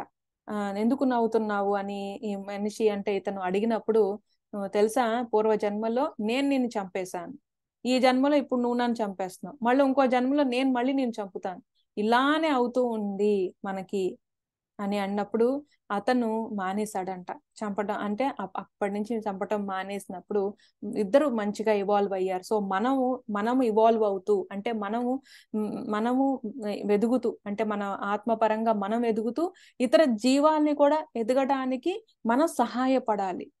ఎలా సహాయపడతాం? వాటి సైకిల్లో డిస్టర్బ్ చేయకూడదు, వాటి పాటికి అవి ఉన్నాయి, వాటి జరుగుతున్నాయి, వాటి సోల్ ఎవల్యూషన్ కి మనం హెల్ప్ చేయాలి. సో ఇట్లాగా మనకి ముఖ్యంగా ఏంటి అంటే కర్మలు వచ్చేవి మన నోరు, తినే తిండి దగ్గర నుంచి మాట్లాడే మాటకి మనకు అవన్నిటికీ అన్నమాట. ఇంత ఇంత ఇంత ఉండే ఇంత నాలుగుకి మనం బోల్డన్ని కర్మలు మూట కట్టుకుంటున్నాం. సో టేస్ట్ బర్డ్స్ ని సాటిస్ఫై చేయటం కాదు ఇక్కడ ముఖ్యం, ఏది మనకి నిల్చోవాలి, ధర్మం ఏంటి, ఏం చెయ్యాలి, అవి మనం అందరికీ చెప్పాలి. సో ఇట్లాగా నాకు ఓన్ ఎక్స్పీరియన్స్ ఏంటి అంటే మా పాపదన్నమాట. సో తనకి కొన్ని ఎట్లా అంటే స్కూల్లో, ఇంట్లో అట్లాగా ఉండేది కాదు. ఇంట్లో ఎట్లాగంటే ఎప్పుడు అట్లాగా రాలేదు. ఒక్కసారి బ్రెత్ అనేది ప్రాపర్ గా తను యాంగ్జైటీ అట్లాగ వచ్చినప్పుడు చాలా రేర్ అన్నమాట అట్లా రావటం అనేది. బ్రెత్ తనకి అందేది కాదు, అంటే ఊపిరి ఇంకా నాకు అందట్లేదు అన్నది తను ఫీల్ అయిపోతా ఉంటుంది అనమాట. అంటే అసలు ఫీల్ అవటం అంటే తనకు నిజంగా తీసుకోలేదు, యాక్చువల్ గా కామ్ డౌన్ అయితే తీసుకోగలుగుతుంది, కానీ లేకపోతున్నాను అనుకుంటుంది అనమాట. ఇంకా అలాగా ఎగ శ్వాస అంటారు కదా, అలా ఫాస్ట్ గా తీసుకుంటా ఉన్నప్పుడు స్కూల్లో అట్లాగా జరిగింది. స్కూల్ వాళ్ళు 4-5 సార్లు వాళ్ళు ఫోన్ చేయటం జరిగింది అనమాట ఇక్కడ న్యూకేలో. ఇలాగ అయ్యింది, కానీ తను వెంటనే బాగుంది, విత్ ఇన్ ఫ్యూ సెకండ్స్ తను రికవర్ అయిపోయింది, నార్మల్ అయిపోయి తనే క్లాస్కి వెళ్ళిపోయింది అని అన్నారు. సో రిపీటెడ్ గా జరుగుతున్నప్పుడు ఎందుకు ఈ యాంగ్జైటీనెస్, ఎందుకు ఇట్లాగా వస్తా ఉంది, ఏం టెన్షన్ అంటే ఏదో తనలో ఒకటి ట్రిగ్గర్ అవుతోంది. ఆ ట్రిగ్గర్ అయినప్పుడు ఏదో ఆలోచన స్ట్రాంగ్ అయిపోయి తను ఆ ఆలోచన నుంచి బయటపడలేకపోతోంది అనమాట. సో ఏది నీకు అన్నప్పుడు నేను మాట్లాడినప్పుడు తను చెప్పటం ఏంటి అంటే, తనకి ఆ వాళ్ళ ఫ్రెండ్స్ ఇద్దరు, తను 3rd క్లాస్ లో అట్లాగా ఉన్నప్పుడు ఇక్కడ యూకేలో ఇద్దరు ట్విన్స్ ఉండేవాళ్ళు. వాళ్ళకి ఫస్ట్ నుంచి బ్రెత్ అనేది అంటే వాళ్ళకి అందేది కాదు. వాళ్ళకి ఎంతసేపు ఇక్కడ అది తీసుకునేది ఉంటుంది కదా ఇన్హేలర్, అది ఉండేదంట. ఇద్దరు వాళ్ళు ట్విన్స్. వాళ్ళు కోవిడ్ టైంలో ఇద్దరు కూడా బాడీ వెకేట్ చేసేసారు. ఇద్దరు సిస్టర్స్ ఇద్దరు బాడీ వెకేట్ చేశారు. అది తనకి ఫ్రెండ్ ద్వారా తెలిసిందనమాట, వాళ్ళు బెస్ట్ ఫ్రెండ్స్. సో తను ఏంటి అంటే వాళ్ళ చాలా బెస్ట్ ఫ్రెండ్స్ ఒక డెత్ ని, మరణాన్ని యాక్సెప్ట్ చేయలేకపోయింది. వాళ్ళని మిస్ అయిపోతున్నాను అట్లాగా, అది నాకు గుర్తు వస్తుంది అనింది అనమాట. అంటే తను ఏదైనా ఒక స్ట్రాంగ్ బయటది ప్రెషర్ వచ్చినప్పుడు తనకి లోపల అది ట్రిగ్గర్ అవుతాను, ట్రిగ్గర్ అయ్యి తనకి యాంగ్జైటీ పెరిగిపోతాను. సో అట్లాగా అయినప్పుడు నాకు తెలిసినంతగా తనకి ఎంతవరకు అర్థమవుతుందో మరణం గురించి, డెత్ గురించి, నో డెత్, అవన్నీ వాటి గురించి నేను చెప్పాను అనమాట. తర్వాత ఎన్లైట్మెంట్ ఆన్ నో డెత్ అని ఇంగ్లీష్ లో బుక్ ఉంటుంది, అది మాస్టర్స్ ఒక ఎక్స్పీరియన్స్ అనమాట. అవి సన్న బుక్ ఎంత ఉంటుంది, ఆ బుక్ ఇంట్లో ఉంటే తను చదువు అన్నప్పుడు ప్రతి ఒక్కళ్ళ జీవితంలో వాళ్ళ ఇంట్లో కుటుంబ సభ్యులు కానీ మరణాన్ని వాళ్ళు ఎలాగా తీసుకున్నారు, ఎలా అర్థం చేసుకున్నారు అంటే ఏంటి, ఇవన్నీ కూడాను దాంట్లో ఒక దగ్గర 15 ఎక్స్పీరియన్సెస్ లో ఉంటాయన్నమాట. అది చదవమన్నాను. చదివినప్పుడు తనకి అర్థమైంది. తర్వాత మాట్లాడుతున్నప్పుడు తను చెప్పింది అనమాట, ఇప్పుడు నాకు అర్థమయ్యింది అంటే డెత్ అంటే ఏంటి అనేది నాకు అర్థమైంది, ఇంకా నాకు ఓకే అన్నట్టు. సో నేను కూడా సరే అనుకున్నాను. కానీ ఏమైంది, చాలా గ్యాప్ వచ్చిన తర్వాత రీసెంట్ గా తనకు ఒక ట్రిప్ కట్లాగా వెళ్లాల్సి వచ్చింది. దాంట్లో వాళ్ళు టెంట్స్ లో పడుకోవటము, ఎక్స్పిడిషన్ అంటారు. సో వాళ్ళు బ్యాగులు వేసుకుని ఇంత దూరం అట్లాగా, టీచర్ ఎవరు ఉంటారు, వీళ్ళు గ్రూప్ గా అట్లా వెళ్తారు, వేరే దూరంగా టీచర్స్ ఉంటారు, ఒక 2 టీచర్లు అలాగా. సో ఈ గ్రూప్ వీళ్ళు 5 కింద అట్లాగా వేరుపడి వెళ్తూ వస్తూ ఉంటారు. సో అట్లాగా తనకి ఆల్రెడీ ఒకటి చేసేసింది బ్రాంజ్, సిల్వర్ కి అంటే ఇది వాలంటరీగా వెళ్ళటం అనమాట, కంపల్సరీ కాదు స్కూల్ నుంచి, తిని ఇంట్రెస్ట్ కోసం తను వెళ్ళింది. అక్కడ ఏం జరిగింది అంటే శుక్రవారం పొద్దున మేము దింపాము ఆ పలానా పాయింట్ల స్కూల్లో, అట్లాగా వాళ్ళు తీసుకుని వెళ్తారు బస్సులు. వాళ్ళు అక్కడ కొంచెం అది ఫారెస్ట్ ఏరియా అనమాట అంతా, అక్కడ వాళ్ళు ఎత్తు పల్లాలు ఉంటాయి, అన్ని దిగి నడుచుకుంటూ అట్లా రావాలి. ఆ బ్యాగులు పెద్ద కొంచెం బరువైన బ్యాగులు ఉంటుంది. తనకి అక్కడ నియర్లీ ఒక 4 నిమిషాలు అనేసి అన్నారు, అన్కాన్షియస్ గా అయిపోయిందంట. మాకు ఫోన్ వచ్చేటప్పటికి అర్థం కాలేదు. ఆ, ఇట్లాగా అసలు అట్లాంటిదే జరగలేదు తనకి, అన్కాన్షియస్ అవ్వటం అనేదే తనకి అసలు రాలేదు. ఒక ఫ్యూ సెకండ్స్ ఇబ్బంది పడుతుంది, తర్వాత తనే కామ్ డౌన్ అయిపోతుంది. అది కూడా చాలా రేర్ గా జరిగినాయి, లెక్క పెట్టచ్చు అనమాట. సో ఇది నాకు చాలా ఆ, ఏంటి అంటే ఏం అర్థం కాలేదు. టీచర్ ఫోన్ చేసి ఇది మెడికల్ ఎమర్జెన్సీ, మీరు తీసుకుని వెళ్ళాలి. తను ఇప్పుడు బాగుంది, తను కూడా మాట్లాడింది, నేను బానే ఉన్నాను అనింది. అయిపోయినాక వాళ్ళ ఫ్రెండ్, తను అట్లాగా అయిపోయినప్పుడు ఒక అమ్మాయి అనుకోకుండా వెనక్కి తను చూసినప్పుడు తిను కింద అట్లా వాలిపోయి ఉండటం అనేది చూసి లేపడానికి, తట్టి తట్టి లేపడానికి ట్రై చేసింది అనమాట ఒక అమ్మాయి. సో లేచి తనంతట తను నడుచుకుంటూ మళ్ళీ ఆ పాయింట్ కి రావటం జరిగింది. అసలు ఏం జరిగింది ఇది అంటే, మేము మమ్మల్ని కారు అండ్ వచ్చి తీసుకుని వెళ్ళమన్నప్పుడు కారులో నేను ధ్యానంలో కూర్చున్నాను. నాకు ఎట్లాగైనా తెలియాల్సిందే ఏం జరుగుతా ఉంది తనతోటి అసలు. అంటే నేను హెల్ప్ చేయాలి ఒక తల్లిగాను, లేకపోతే మనం ఏదో కంగారు పడిపోతూ ఉంటాం, హెల్ప్ చేసేయాలి, అవన్నీ క్లియర్ చేసేయాలని కాకుండా తనకి గైడెన్స్ ఇవ్వబడాలి, తనకి హెల్ప్ దొరకాలి ఏదో ఒక సోర్స్ ద్వారా.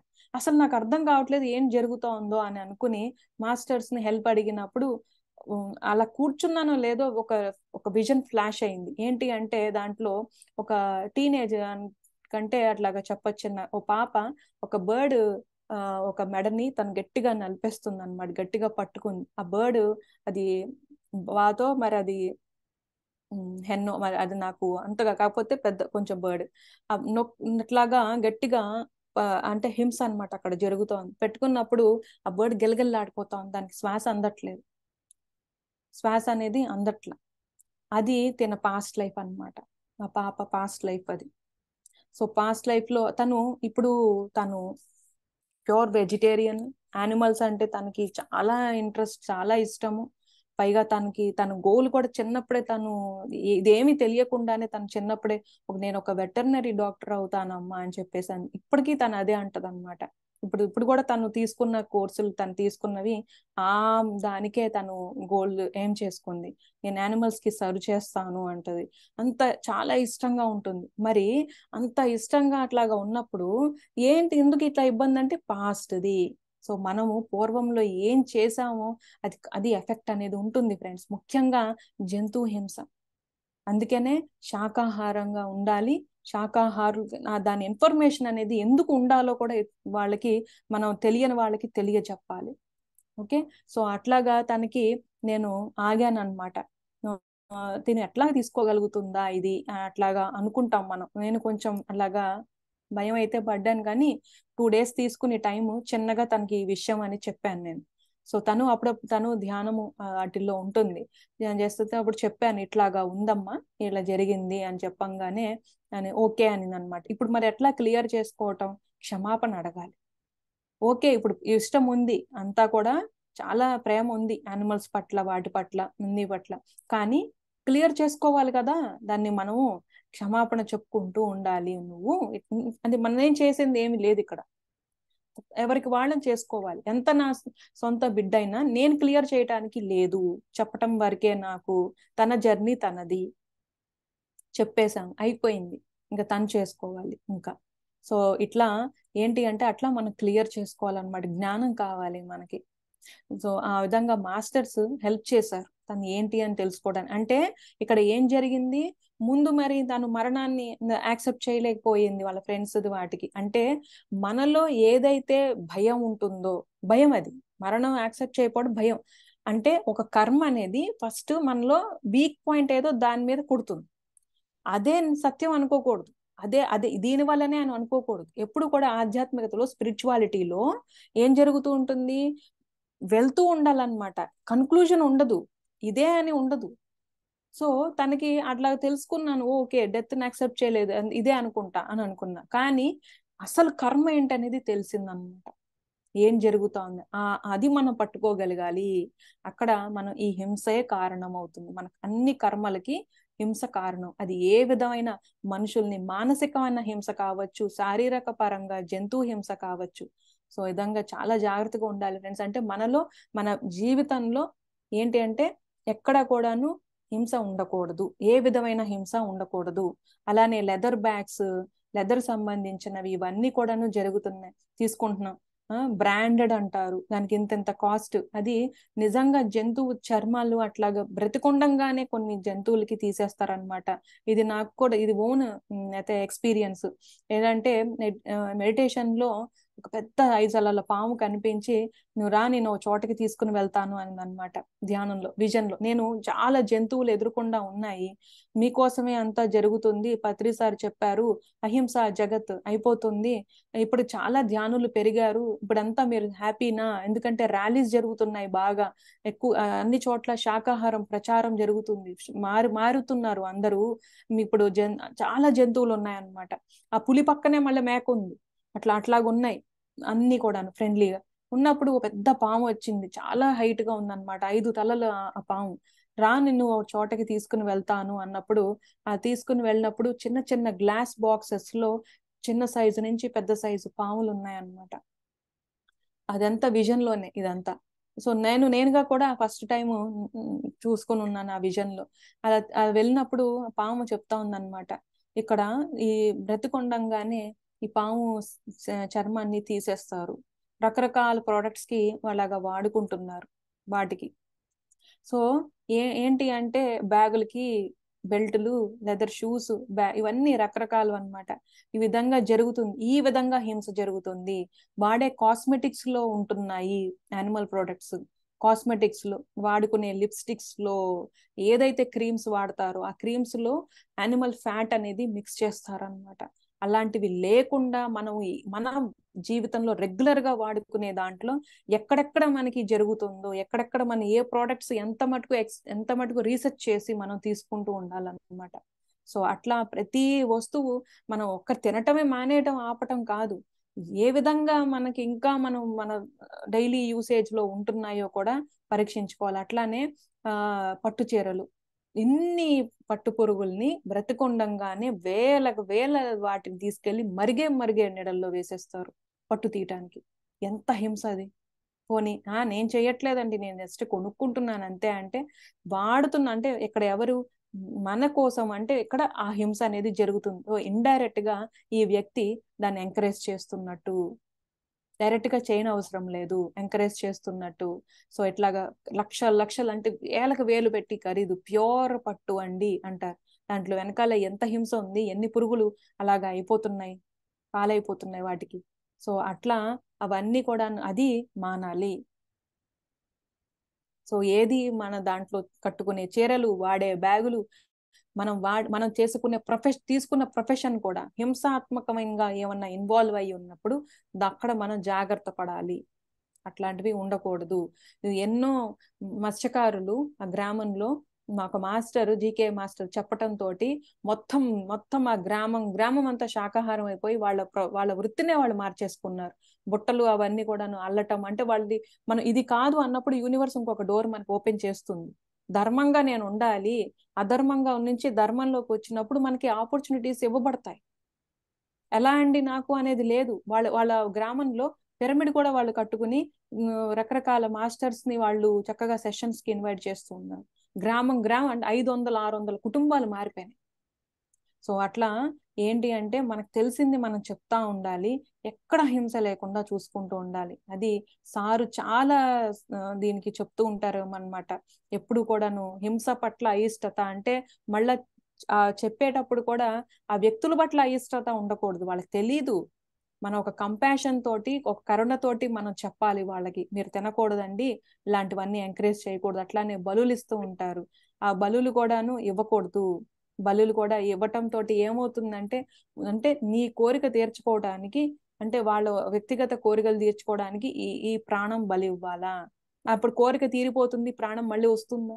రాదు. సో ఇవన్నీ యాడ్ అయి ఉన్నాయి అన్నమాట.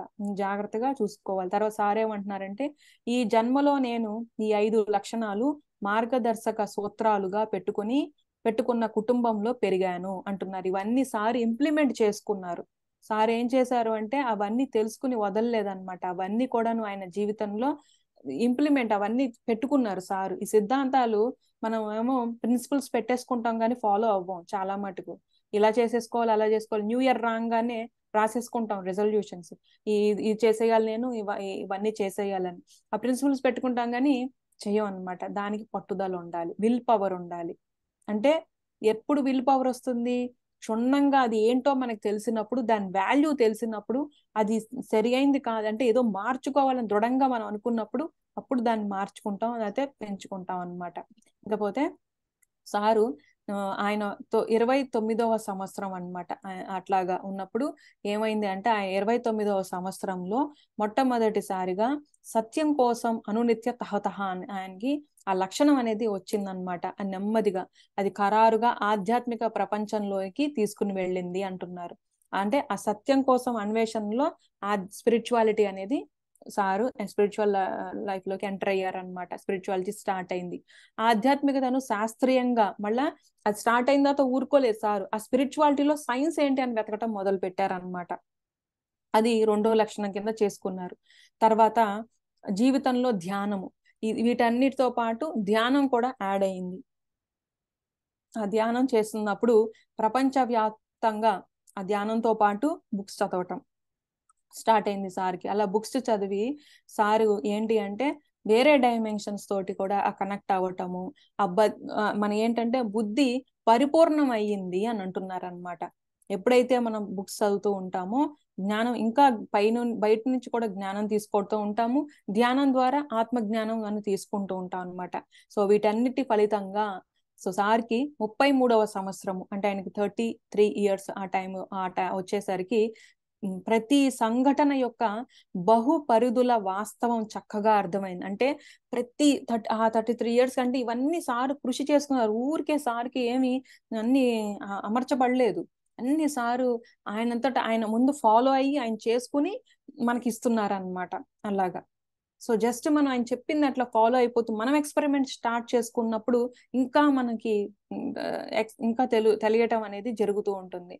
సో సార్ అట్లాగా ప్రతి సంఘటన క్షుణ్ణంగా ఇది ఏంటి అని ఫస్ట్ నుంచి దాని ఎండ్ టు ఎండ్ సారు అర్థం చేసుకున్నారనమాట, ఎందుకు జరుగుతుంది ఇది అని. సో ప్రతి వ్యక్తి తన సొంత వాస్తవానికి తాను స్వయంగా సృష్టించుకుంటున్నాడన్న గొప్ప సత్యం బాగా జీర్ణమైంది అంటున్నారు. అంతే కదా, మనం ఏదైతే కర్మలో మన రియాలిటీని, అదే సేత్ మాస్టర్ అంటారు, we create our own reality అని. మన ఏదైతే భవిష్యత్తు ఉంటుందో మన దాన్ని మనమే సృష్టించుకుంటున్నాం అనమాట. అంటే మన జీవితాన్ని కానీ మన వాస్తవాన్ని, అది రియాలిటీ అంటే వాస్తవం అనమాట, మన వాస్తవానికి మనమే సృష్టికర్తలము అని. ఎవరు కాదు. అందుకనే ఇంకొకరిని ఎప్పుడు కూడా బ్లేమ్ చేయకూడదు, ఇంకొకరిని ఎప్పుడు కూడా కమెంట్ చేయకూడదు అంటారు సార్, జడ్జి చేయకూడదు. సో కలలుగానే జీవితం, మరణానంతరం అంటే కళలు ఏంటి, డ్రీమ్స్ లో కూడా మనకి ఇవల్యూషన్ లో పార్ట్ డ్రీమ్స్ లో కూడా జరుగుతూ ఉంటుంది. అంటే డ్రీమ్స్ మన కళల్లో కూడా మన ఏదైతే సోల్ పర్పస్ కి మనం జన్మ తీసుకున్నామో మన డ్రీమ్స్ మన కళల్లో కూడా ఆ పర్పస్ రిలేటెడ్ కళలే వస్తూ ఉంటుంది, ఆ పర్పస్ రిలేటెడ్ వే వస్తూ ఉంటాయి అనమాట. కళల నుంచి చాలా నేర్చుకోవచ్చు, కానీ అక్కడే మళ్ళీ దేనికి పరిమితం కాకూడదు, రకరకాలవి నేర్చుకుంటూ వెళ్ళాలన్నమాట. పైగా అనలైజ్ చెయ్యొద్దు అంటారు దాని డ్రీమ్స్ ని సార్. మనకు ఒకటి వచ్చిందంటే కళ చాలా స్పష్టంగా దాంట్లో మెసేజ్ అనేది అర్థమైపోతుంది. అర్థం కాలేదు అంటే వదిలేసేయాలి దాన్ని ఇదెందుకు వచ్చింది, కళ్ళలో ఎట్లా ఎందుకు వచ్చింది అన్ని మనం అట్లాగా ఆలోచిస్తున్నా వస్తే ప్రజెంట్ మూమెంట్ మిస్ అయిపోతూ ఉంటాం. ఓకే. తర్వాత మరణానంతర జీవితం ఏమవుతుంది మరణించిన తర్వాత, అవన్నీ అంటే మరణం అంటే ఏంటి, ఇవన్నీ కూడా సార్ తెలుసుకున్నారంట. సో ఆ రకంగా సత్యాన్ని పొంది ప్రస్తుతం తొలి గుణమైన నిష్కపటత అనేది నాలో ద్యోతకం కావటంతో కుటుంబ జీవితంలో గాని నిత్య జీవితంలో గాని తారసిల్లిన ప్రతి ఒక్కరికి ఆధ్యాత్మికత గురించి నిష్కపటంగా చెప్పటం మొదలు పెట్టాను అంటున్నారు. సో సార్ అందుకే సారు ఎప్పుడు కూడాను నీకేం తెలుసో అది నువ్వు చెప్తా ఉండు, నీకు ఎంత మటుకు తెలుసో అంతే చెప్పాలి, మనం మళ్ళీ ఎక్స్ట్రా ఇవన్నీ కూడా కల్పించి చెప్పకూడదు.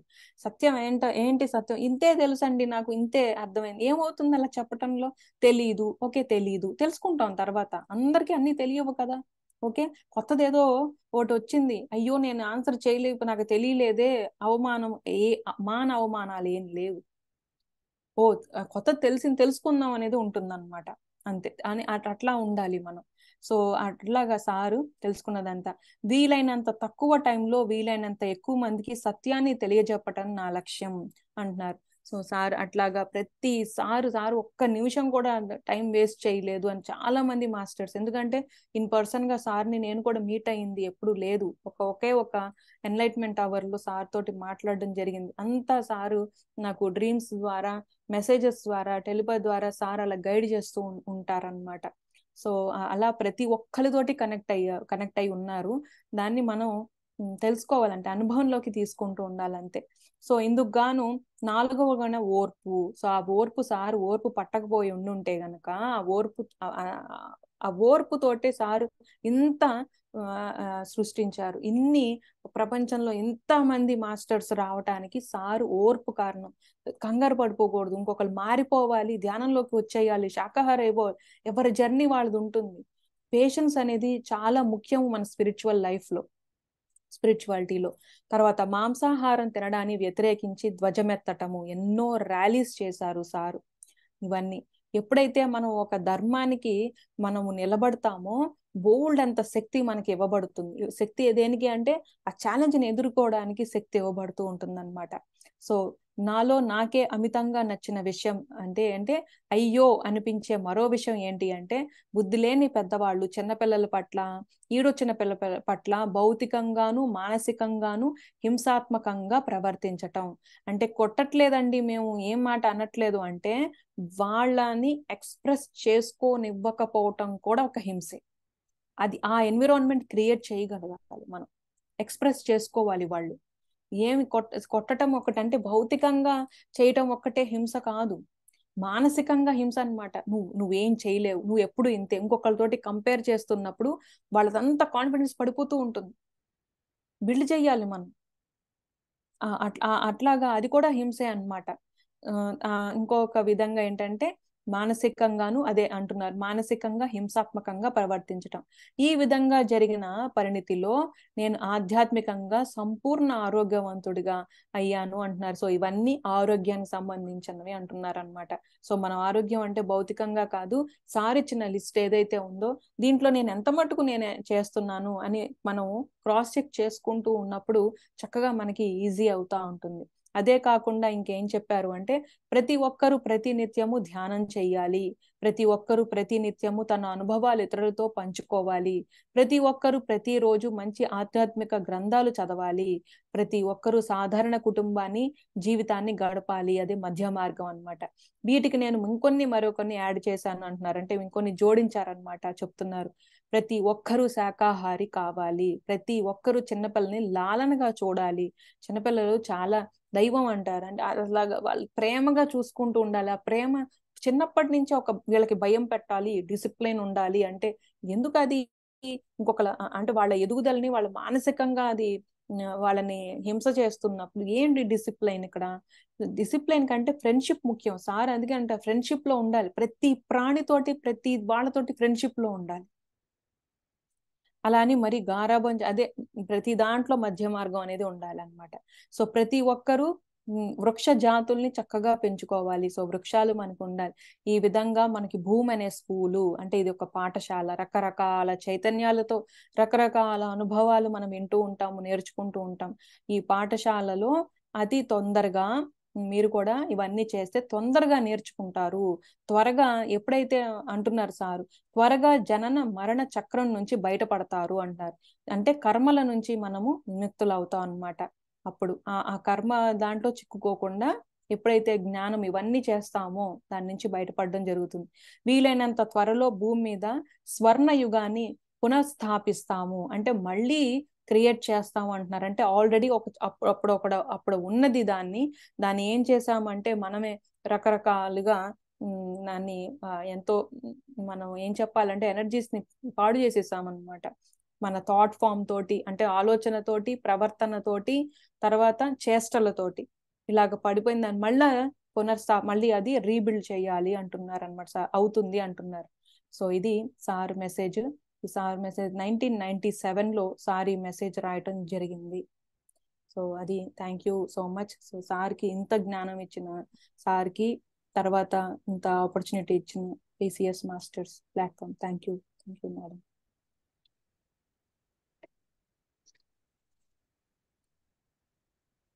Thank you madam, thank you so much. చాలా అద్భుతంగా మరి ఈరోజు హింస పట్ల అనేది ఎక్కువగా మనకు మెసేజ్ అనేది ఈరోజు చెప్పుకోవడం జరిగింది. పత్రిసారి ఇచ్చినటువంటి మరి 5 మార్గదర్శక సూత్రాలు, వెరీ వెరీ ఇంపార్టెంట్ సూత్రాలు. ఎంత అద్భుతంగా ఉందో, ప్రతి ఒక్క పాయింట్ లోనూ మనిషి ఆధ్యాత్మికంగా ఎదగాలంటే ఇవన్నీ ఉన్నప్పుడే అవుతుంది అన్నట్లు ప్రతి ఒక్కటి ఎంతో చక్కగా చెప్పారు. చివరగా మీరు మరి ఈ హింస పట్ల అయిష్టత అన్నప్పుడు అద్భుతమైన ఎక్స్పీరియన్సెస్ ఇద్దరివి కూడా మీ పాస్ట్ లైఫ్, ఆ ఎక్స్పీరియన్సెస్ ద్వారా మనకు సారు ఈ భూమి మీదకి జన్మ తీసుకున్న కారణం ఏంటంటే అహింసలో నుంచి బయట రావడం. ధ్యానం కన్నా ఇంపార్టెంట్ అహింసకి ఇచ్చారు సార్. మరి ఈ రోజు సెషన్ లో కూడా మనకు పూర్తిగా కంప్లీట్ గా ఎక్కువగా మనకు ఆ హింసను ఎలా పారద్రోలాలి అనేటువంటి కాన్సెప్ట్ ఎక్కువ వచ్చింది మేడం. చాలా ఇంట్రెస్టింగ్ గా, చాలా అద్భుతంగా వచ్చింది. మరి పాప పాస్ట్ లైఫ్ గురించి అంతా కూడా తెలుసుకోవడం చాలా ఇంపార్టెంట్ మెసేజ్. అందరికీ తెలియజేయాలి, తెలుసుకోవాలి కూడా. మరి అందులో భాగంగా ఈ విషయం పట్ల చాలా అద్భుతంగా వచ్చింది ఫ్రెండ్స్. మరి జంతువుల్ని మనం ఎలా మనతో మనం ఉన్నట్లు ప్రతి ఒక్క జీవరాశితో కూడా మనల్ని మనం చూసుకోవాలి. అందులో అప్పుడు మాత్రమే హింసకు మనం దూరంగా ఉంటాం, అహింసాయుత జీవిత మార్గంలో మనం ఉండగలుగుతాం. ఎందుకంటే సార్ యొక్క ముఖ్యం మెయిన్ మోటో అదే, అహింసా జగత్. కాబట్టి ఈ రోజు అద్భుతంగా నా గురువుతో నా సంగత్యం, గురుదేవో భవలో భాగంగా 40 మాస్టర్స్ మెసేజెస్. మరి 41వ మాస్టర్ పత్రి సార్. మరి పత్రి సార్ ఇచ్చినటువంటి ఒక అద్భుతమైన సందేశం మనకు ఈ రోజు ఒక విధంగా గురుదేవో భవ ప్లస్ 40 మాస్టర్స్, ఈ రెండు చక్కగా చాలా అద్భుతంగా కోయిన్స్ అవ్వడం, రెండింటి కలయిక కంప్లీట్ గా గురుదేవో భవ అయింది. చాలా అద్భుతం మేడం, చాలా హ్యాపీ అనిపించింది. మరి ఆ పాయింట్స్ ప్రతి ఒక్కటి కూడా చాలా చక్కగా మీరు వివరించారు. మరి వివరించే కొద్ది వస్తూనే ఉంది. చాలా అద్భుతంగా మీ ఎక్స్పీరియన్సెస్ తో పాటు చాలా వివరించారు madam. Thank you madam, thank you so much. మీకు పిరమిడ్ కాల్ సర్వీసెస్ తరఫున, టీమ్ సభ్యులందరి తరఫున ప్రత్యేకంగా ధన్యవాదాలు తెలియజేసుకుంటున్నాం madam. Thank you madam. So A experience అన్నా చెప్పాలి అంటారు, అందుకనే సారు తెలుస్తుందని నేను తన పర్సనల్ ఎక్స్పీరియన్స్ తనంతట తను చెప్పటం వేరు. ఇలాగా ఎప్పుడన్నా మరి చెప్పచ్చా ఇట్లాగా నీది ఎట్లా ఎక్స్పీరియన్స్ అంటే అది పాస్ట్, దీంట్లో సీక్రెట్ ఏమీ లేదు కదమ్మా, సీక్రెట్ కాదు. పైగా దీంతోటి అందరికీ కూడా అర్థమవుతుంది, వాళ్ళు ఇలా చేయకూడదు అని వాళ్ళకి ఎడ్యుకేట్ చేసినట్టు ఉంటుంది, నువ్వు చెప్పు అని అన్నమాట తను. సో మనం దీంట్లో నామోషి ఏమీ లేదు చెప్పుకోవడానికి. Inspiration madam. పిరమిడ్ మాస్టర్ అన్ని బట్టబయలు చేస్తారు. పత్రి సారు చెప్పంది ఏమన్నా ఉందా? సార్ యొక్క లైఫ్ లో, తన పర్సనల్ లైఫ్ లో, కుటుంబ విషయాల్లో గాని ప్రతి ఒక్కటి కూడా, తన ఉద్యోగ విషయాల్లో అసలు ఏది రహస్యం అనేదే లేదు.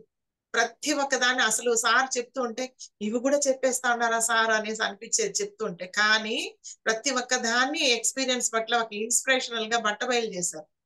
కాబట్టి మనకు ఆ విషయంలో కూడా సారే ఇన్స్పిరేషన్. ఈ రోజు పాప ఇన్స్పిరేషనల్ ఎక్స్పీరియన్స్ మేడం. అది చాలా మందికి అది మంచి జ్ఞానం ఇచ్చారు. Thank you so much once again. Thank you madam.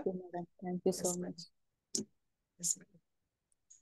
Okay friends, మళ్ళీ రేపు మధ్యాహ్నం 3 గంటలకు మరొక సీనియర్ మాస్టర్ తో గురుదేవో భవ కార్యక్రమంలో మళ్ళీ కలుసుకుందాం. అంతవరకు సెలవు. Thank you.